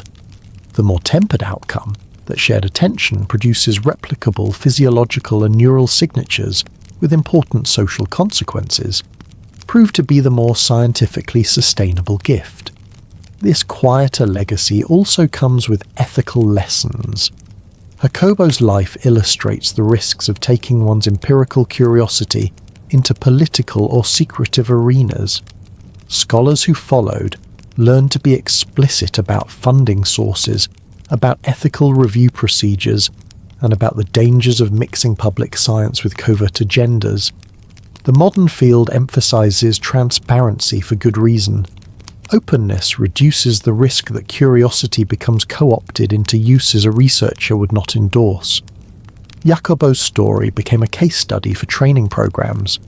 Be bold in asking questions, rigorous in designing tests, and cautious about whom you let sit at your table. For viewers of this story, there is a slow, humane lesson. The absence of final answers does not mean the end of value. What Jacobo left behind was not a single unambiguous proof, but a set of questions, methods, and ethical concerns that helped shape a field. The most robust legacy is not the mythic vanishing, but the careful, incremental work that followed. People who tested his ideas with modern tools, traditions that were studied with respect, and an archive maintained with dignity by family and friends. Those aftershocks are the true measure of a life devoted to inquiry. As night deepens and our story slows, imagine a workshop where scientists and meditators sit together around a low table, comparing notes on respiration patterns and entrainment. Picture a careful technician aligning clocks between two distant labs, the slow click of synchronized recordings marking a project built from patience. Picture a daughter reviewing her father's typed notes, tracing the loops where he tried to explain something he felt but could not fully prove. These are ordinary human images, small, steady work that moves knowledge forward without spectacle. In the next chapter, we will return to personal voices, interviews with people who knew Jacobo, testimonies from meditators who participated in his experiments, and reflections from scientists who built on his work. We will let their memories breathe, letting tenderness and professional judgment sit beside one another. For now, rest in the knowledge that the questions he asked continue to be asked, and that patient, careful work has turned curiosity into a field where meaningful, replicable insights can grow. Chapter 10. Testimonies, Reflections, and the Human Side of the Mystery. When documents have been read and experiments reanalyzed, what remains most vivid are the voices of people who lived through the story. Numbers and EEG traces may show patterns, but the texture of Jacobo's life, what it felt like to work with him, to sit in his presence, to watch him balance scientific rigor with deep cultural curiosity, comes most clearly through testimony. These voices are neither mere anecdotes nor absolute evidence. They are human windows, fragments of memory that let us glimpse the emotional resonance of a man and a mystery that official records alone cannot capture. One recurring testimony comes from students who described Jacobo's teaching style. They remembered a professor who demanded clarity and precision, but also allowed space for imagination. He often began lectures by asking students to write down not what they knew, but what they wondered. "Curiosity is our instrument," one student recalled him saying, "and we must keep it tuned." In laboratory work, he could be meticulous, double-checking electrodes, repeating calibration sequences, correcting sloppy record-keeping. Yet when the technical work was done, he encouraged discussion that opened into philosophy, poetry, and ritual. His students remembered this balance as electrifying, the sense that rigorous data and expansive imagination could sit side by side. Colleagues offered more complicated memories. Some admired his courage in tackling controversial topics, noting that he risked professional marginalization by studying shamans and unorthodox practices at a time when neuroscience was striving for harder, more reduction roles that bring their own complexities and contradictions. Family testimonies are perhaps the most difficult and most moving. His daughter has spoken about the ache of absence, about growing up with both pride in her father's work and frustration at the lack of answers. She is described searching through his papers, listening to others' recollections, and feeling at times that she was piecing together not only a biography, but also a mosaic of myth and memory. Her testimony highlights what all disappearances leave behind, not only unanswered questions, but also a responsibility carried by those who remain, to hold memory with dignity even when clarity is denied. From the investigators, we also hear voices. Officer Padilla, the detective who pursued the case with seriousness until he was removed, left behind a testimony of frustration, a man convinced that leads were cut short, that institutional decisions prevented a full investigation. His voice, steady and professional, nonetheless carries the weight of unfinished duty. He once said in an interview that this was the one case that haunted him, not because of sensational theories, but because he felt the ordinary duty of justice had not been fully allowed. In his words, one hears the tension between individual conscience and institutional constraint. Even skeptics contribute valuable testimony. Some scientists who reviewed his experiments later expressed doubt, arguing that small signals could be explained by artifacts or statistical quirks. Their voices, while critical, also show respect. They acknowledged his sincerity, his competence, and his passion, even as they disagreed with his conclusions. These testimonies are crucial because they ground the story, reminding us that skepticism is not hostility, but part of the scientific process. Taken together, these voices create a chorus, not a single song. They do not resolve the disappearance, but they enrich our sense of the man and the world he inhabited. They show us a teacher who inspired, a colleague who provoked, a friend who comforted, a father whose absence still wounds, an investigator who grieved unfinished work, and a skeptic who demanded rigor. These are not contradictions, they are the facets of a human life. If we pause here, breathing slowly, we can notice what these testimonies teach beyond the case itself, not only the experiments and the publications, but the way people remember, the way they continue the questions, and the way they honour the absence by refusing to let it be silence. In the next chapter, we will turn to the wider cultural landscape, how Jacobo's disappearance and his ideas echoed beyond immediate circles, how they shaped public imagination, and how myths grew around him in literature, media, and popular belief. For now, let us rest with the voices of those who knew him, breathing with their memories, allowing the warmth of testimony to balance the coolness of documents. Chapter 11. Public Imagination, Myth, and Cultural Memory. When the immediate facts of Jacobo's disappearance had settled into unresolved silence, something remarkable began to unfold. In the vacuum of certainty, the public imagination rushed in, weaving threads of fact, speculation, and yearning into stories that would outlive the man himself. What had started as a case file in Mexico soon expanded into folklore, a narrative that crossed borders, disciplines, and generations. This transformation from scientist and missing person into legend is as telling as any official record. It reveals how human beings respond to mystery, not by leaving it empty, but by filling it with meaning. In Mexico, the earliest responses were intimate and emotional. Students gathered in small circles on university lawns, remembering his lectures and speculating on his fate. In these gatherings, certain themes emerged. Some were convinced he'd been silenced for political reasons. Others whispered of his experiments attracting attention from powerful groups who did not wish such ideas to flourish.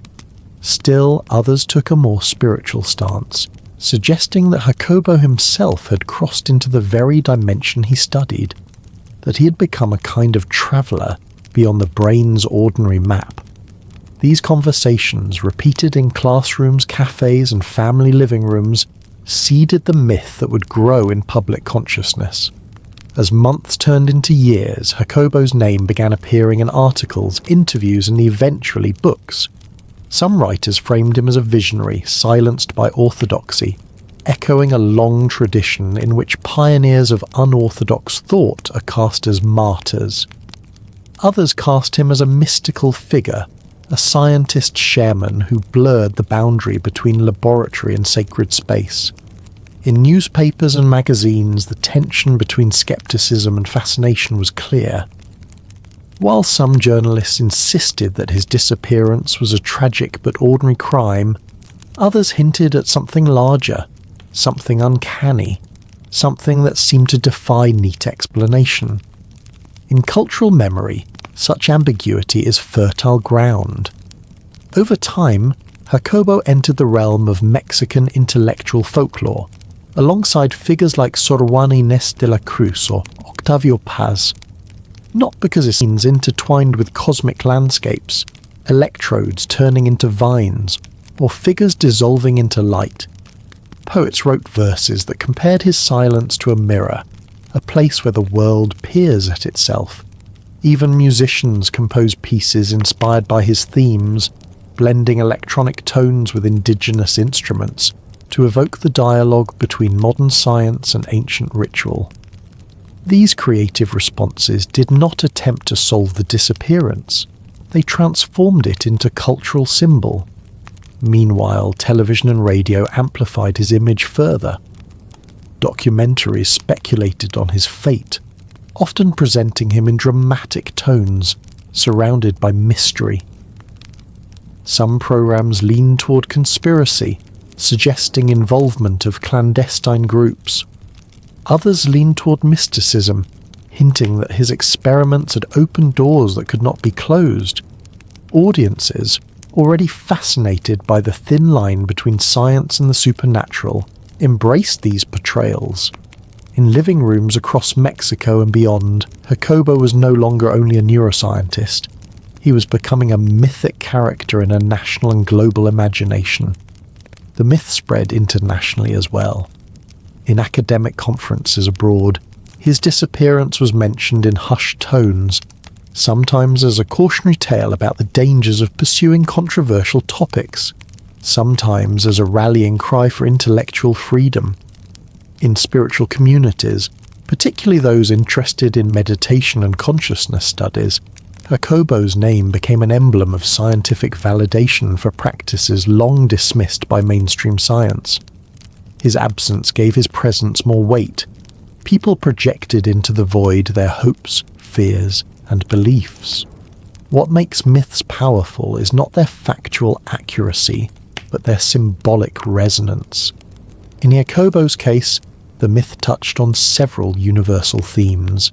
First, the theme of the seeker who vanishes, a motif found in many cultures, from shamans who journey to other realms to prophets who disappear into the desert.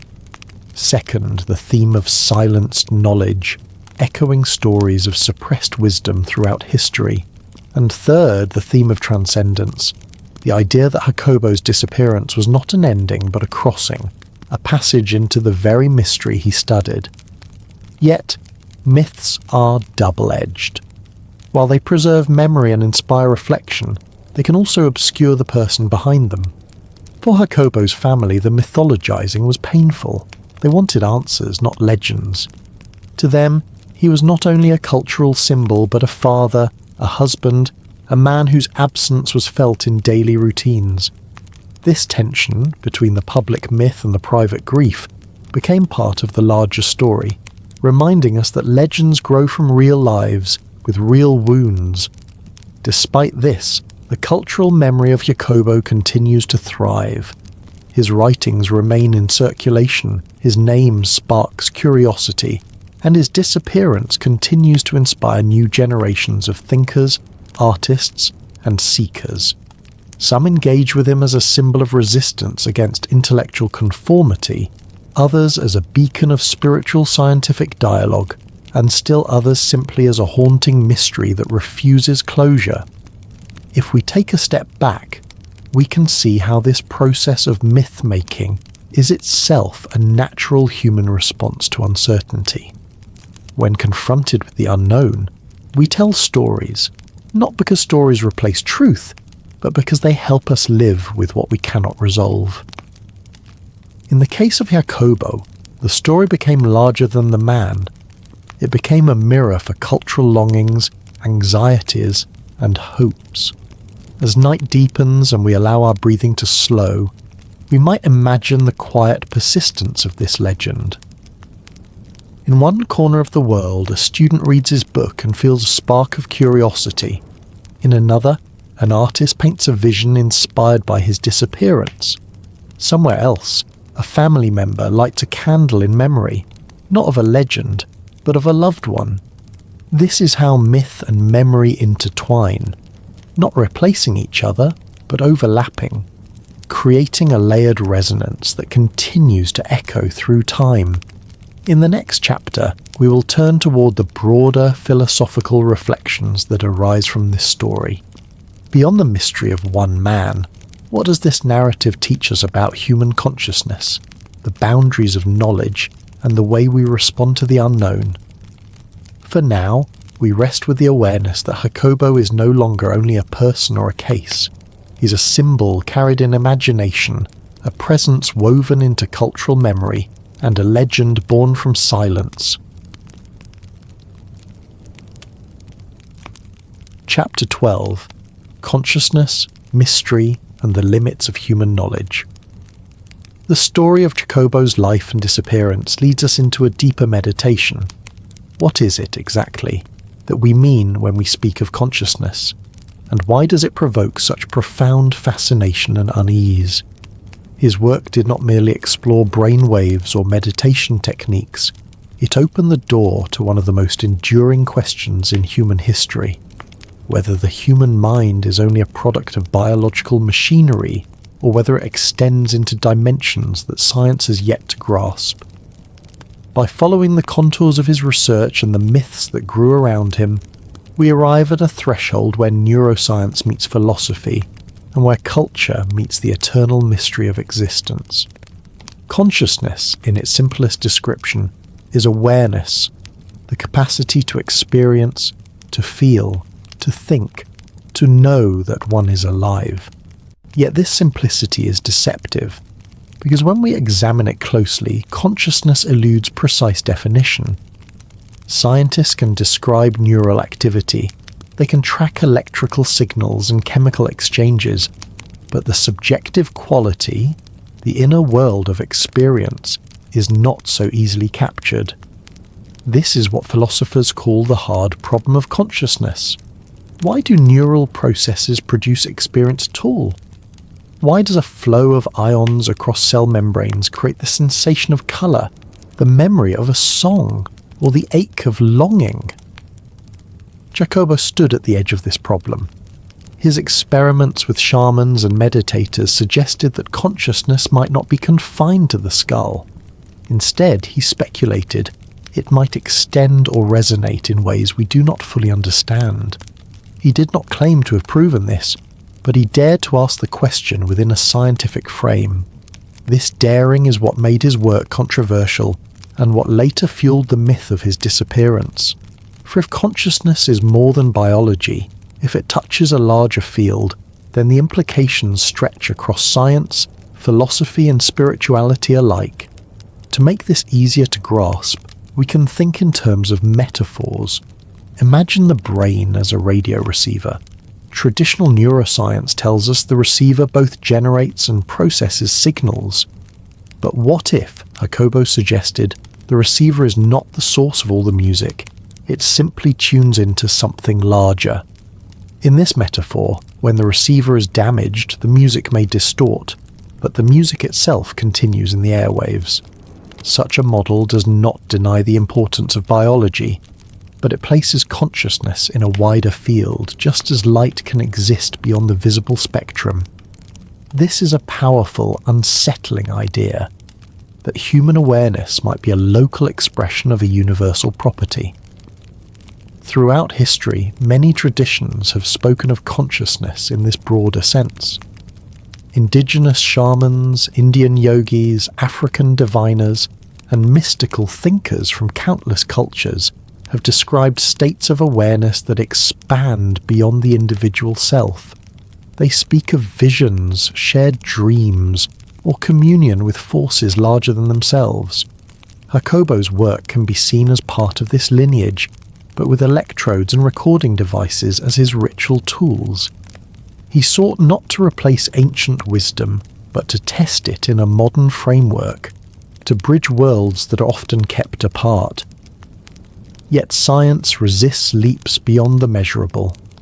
Critics reminded him that extraordinary claims require extraordinary evidence.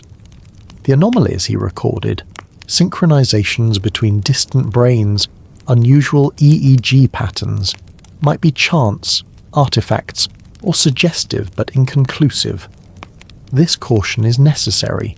Without it, science risks dissolving into speculation. But even as caution restrains, it also leaves us with the enduring mystery. Why do so many cultures, separated by geography and time, describe consciousness as more than individual biology? Is this convergence coincidence, or does it hint at something deeper? The limits of human knowledge appear most clearly here. Our instruments are powerful, but partial. Microscopes and telescopes extend our senses, but they too have boundaries. Consciousness, being both inner and outer, presents a unique challenge. It is not only observed from outside, but lived from within. This dual perspective makes it resistant to reduction. We can measure brainwaves, but we cannot fully measure what it feels like to love, to mourn, to wonder. Jacobo's disappearance thus becomes symbolic, a reminder that certain mysteries remain at the edge of what can be captured, inviting us to humility as much as curiosity. To make this more concrete, consider dreams. Every night, the human brain generates entire worlds, landscapes, conversations, dramas that vanish upon waking. We can observe REM sleep, chart eye movements, and record brain activity. Yet the lived world of the dream, the mountain, the stranger, the river, exists in a realm science cannot fully enter. It is at once utterly real to the dreamer and utterly elusive to the researcher. This gap is similar to the gap Jacobo confronted in his work, between measurable data and lived experience, between brain as machine and mind as mystery. Philosophy has long grappled with these questions. From Descartes' "I think therefore I am," to contemporary debates on panpsychism, the idea that consciousness is a fundamental property of the universe, thinkers have wrestled with whether mind emerges from matter, or whether matter itself is already infused with mind.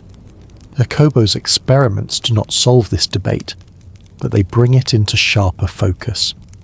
They remind us that scientific exploration and philosophical reflection are not enemies but partners, each grounding and expanding the other. As we reflect on this, it becomes clear why Jacobo's story touches such a deep chord. His disappearance is not only the absence of a person, it is the embodiment of a question. Where does consciousness end? What are the boundaries of knowledge? How do we navigate the tension between skepticism and wonder? These are questions that belong not only to science, but to every human being who has ever paused to ask, who am I, and what is the nature of the awareness asking the question? As night surrounds us and our breathing deepens, we might picture consciousness not as a riddle to be solved, but as a horizon to be approached. Jacobo reached toward that horizon, and though he vanished, the questions he raised remain luminous. Perhaps that is the truest legacy, not definitive answers, but the courage to explore the unknown. In the next chapter, we will turn from the philosophical to the existential. What does Jacobo's disappearance teach us about the fragility of human life, the persistence of memory, and the way mystery shapes the human condition itself? For now, let us rest with the awareness that consciousness, so close, so familiar, and yet so mysterious, remains one of the greatest frontiers we carry within us. Chapter 13: Fragility, Mystery, and the Meaning We Create. When we speak of Jacobo's disappearance, when we turn the puzzle over and over in our minds, what we're also confronting is something universal: the fragility of the human condition and the strange way that mystery shapes our lives. His absence is not only the story of one man, but a mirror held up to all of us, reflecting how we face uncertainty, how we wrestle with mortality, and how we create meaning in the face of the unknown. To follow his story deeply is to explore not just neuroscience, not just myth, but the very essence of what it means to be human. Human life is always fragile. From the moment of birth, we live under the knowledge, sometimes conscious, sometimes buried, that life is temporary.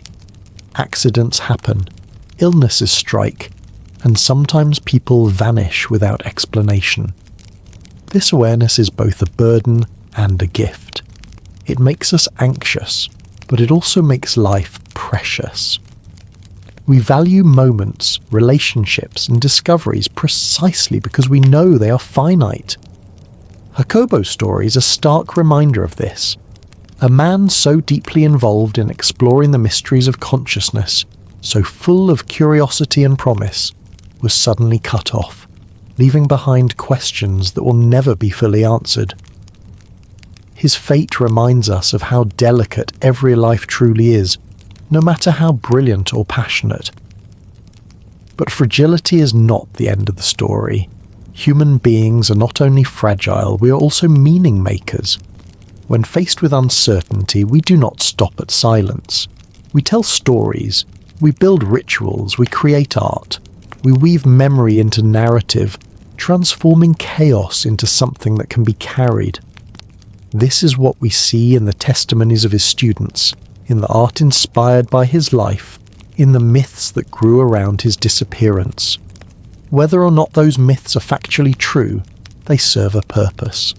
They allow people to live with the unknown, to hold absence without being crushed by it.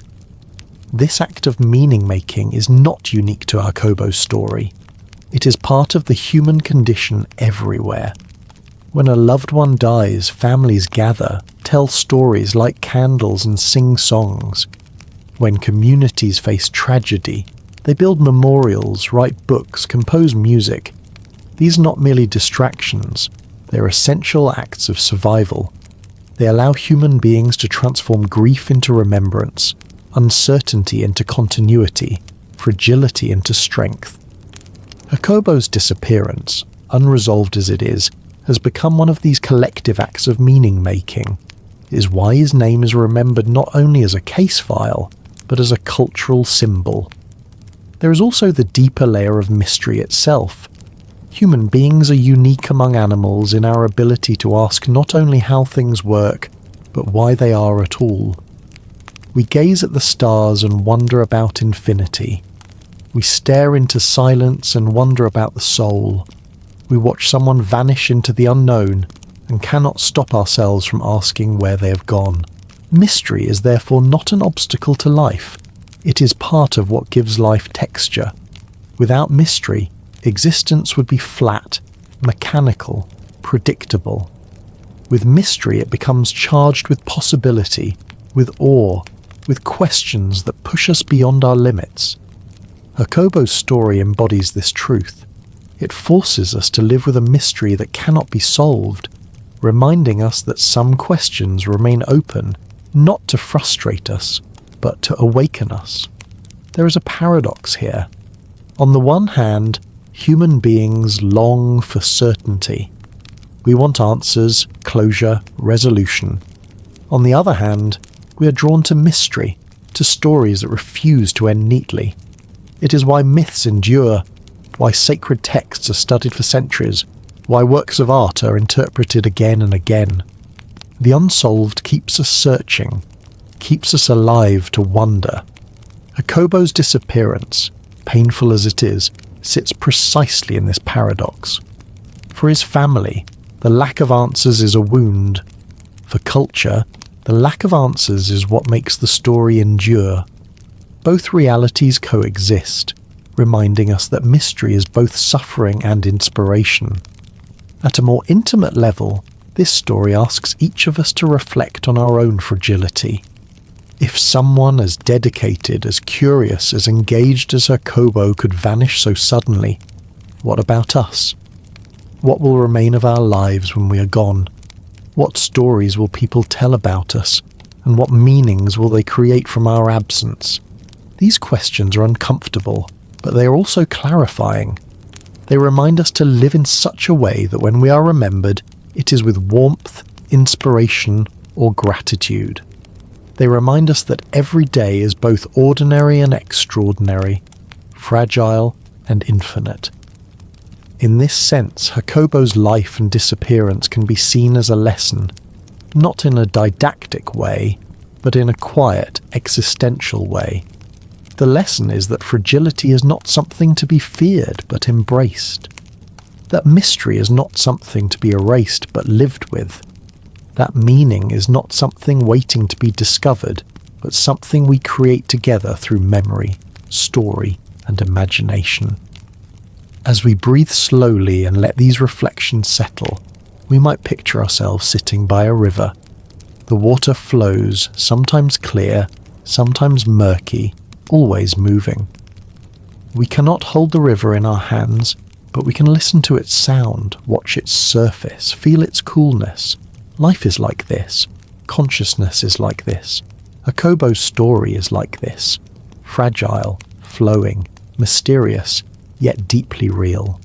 In the next chapter, we will move from the existential to the universal. We will explore how Jacobo's disappearance and the themes it embodies, consciousness, mystery, fragility, and meaning, connect to humanity's oldest stories, to myths and philosophies that stretch across cultures and centuries. For now, we sit with the awareness that our condition, though fragile, is also luminous, and that mystery, though unsettling, is also the source of meaning. Chapter 14. Humanity's Oldest Stories. Jacobo's disappearance may seem like a modern story, set in the age of neuroscience and urban life, but beneath its surface it carries echoes of something ancient.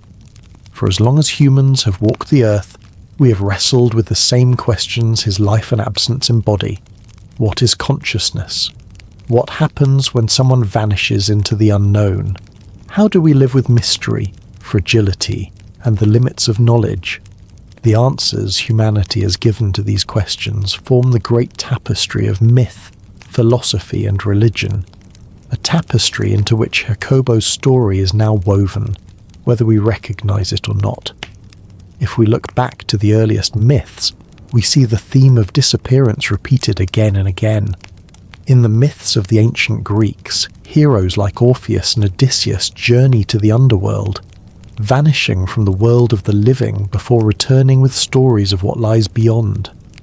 In the traditions of the Maya, shamans are said to enter other realms through trance, leaving their bodies behind to commune with spirits. In African cosmologies, figures who cross thresholds between the seen and unseen are revered as messengers, those who remind us that life extends beyond the visible. In each case, disappearance is not merely loss, it is transformation, a passage into mystery. Jacobo's story resonates with these traditions, though he did not set out to be a mythic figure. His work with shamans in Mexico, his attention to meditation and altered states, placed him in direct conversation with traditions much older than modern science. He sought to measure with electrodes what others had long described through ritual and vision. When he disappeared, it was as if life itself folded him into the very archetype he studied, the seeker who steps across the boundary and does not return. This is why his story has power beyond the facts. It feels archetypal, as though it belongs to humanity's oldest memory. Philosophy, too, provides a lens for this story. Thinkers from Plato to Descartes, from Eastern sages to modern philosophers of mind, have asked whether consciousness is material or transcendent. Plato spoke of the soul remembering truths from before birth, suggesting that knowledge itself is a kind of recollection from a higher plane. Eastern philosophies such as Hinduism and Buddhism describe consciousness as fundamental, a vast ocean of awareness in which individual minds are like waves. In the modern era, philosophers wrestle with whether mind can be reduced to brain or whether it points to something more. Jacobo's research sits at the intersection of these traditions, rooted in scientific method yet brushing against ancient metaphysical questions. We can also see echoes of religious narratives. In Christianity, figures like Enoch and Elijah are said to have vanished, taken up into another realm without dying. In Islam, stories abound of prophets who travel in spirit beyond the limits of the body. In indigenous traditions across the Americas, medicine men and women undertake journeys into the invisible world to bring back knowledge or healing. Though the contexts differ, the underlying theme is constant, the human belief that consciousness is not confined to the body, that there are passages beyond what eyes can see. Jacobo's disappearance has been read by some in this same light, not simply as tragedy, but as a crossing into mystery. Why do these themes repeat across cultures and centuries? One reason is that they respond to a universal human need. We cannot bear to think of life as meaningless, of disappearance as final erasure. Instead, we create stories that extend life, that place it within a larger whole. These stories do not erase grief. Rather, they give it a frame. They allow us to live with mystery by transforming it into narrative. This is why, when faced with Jacobo's absence, people did not remain silent.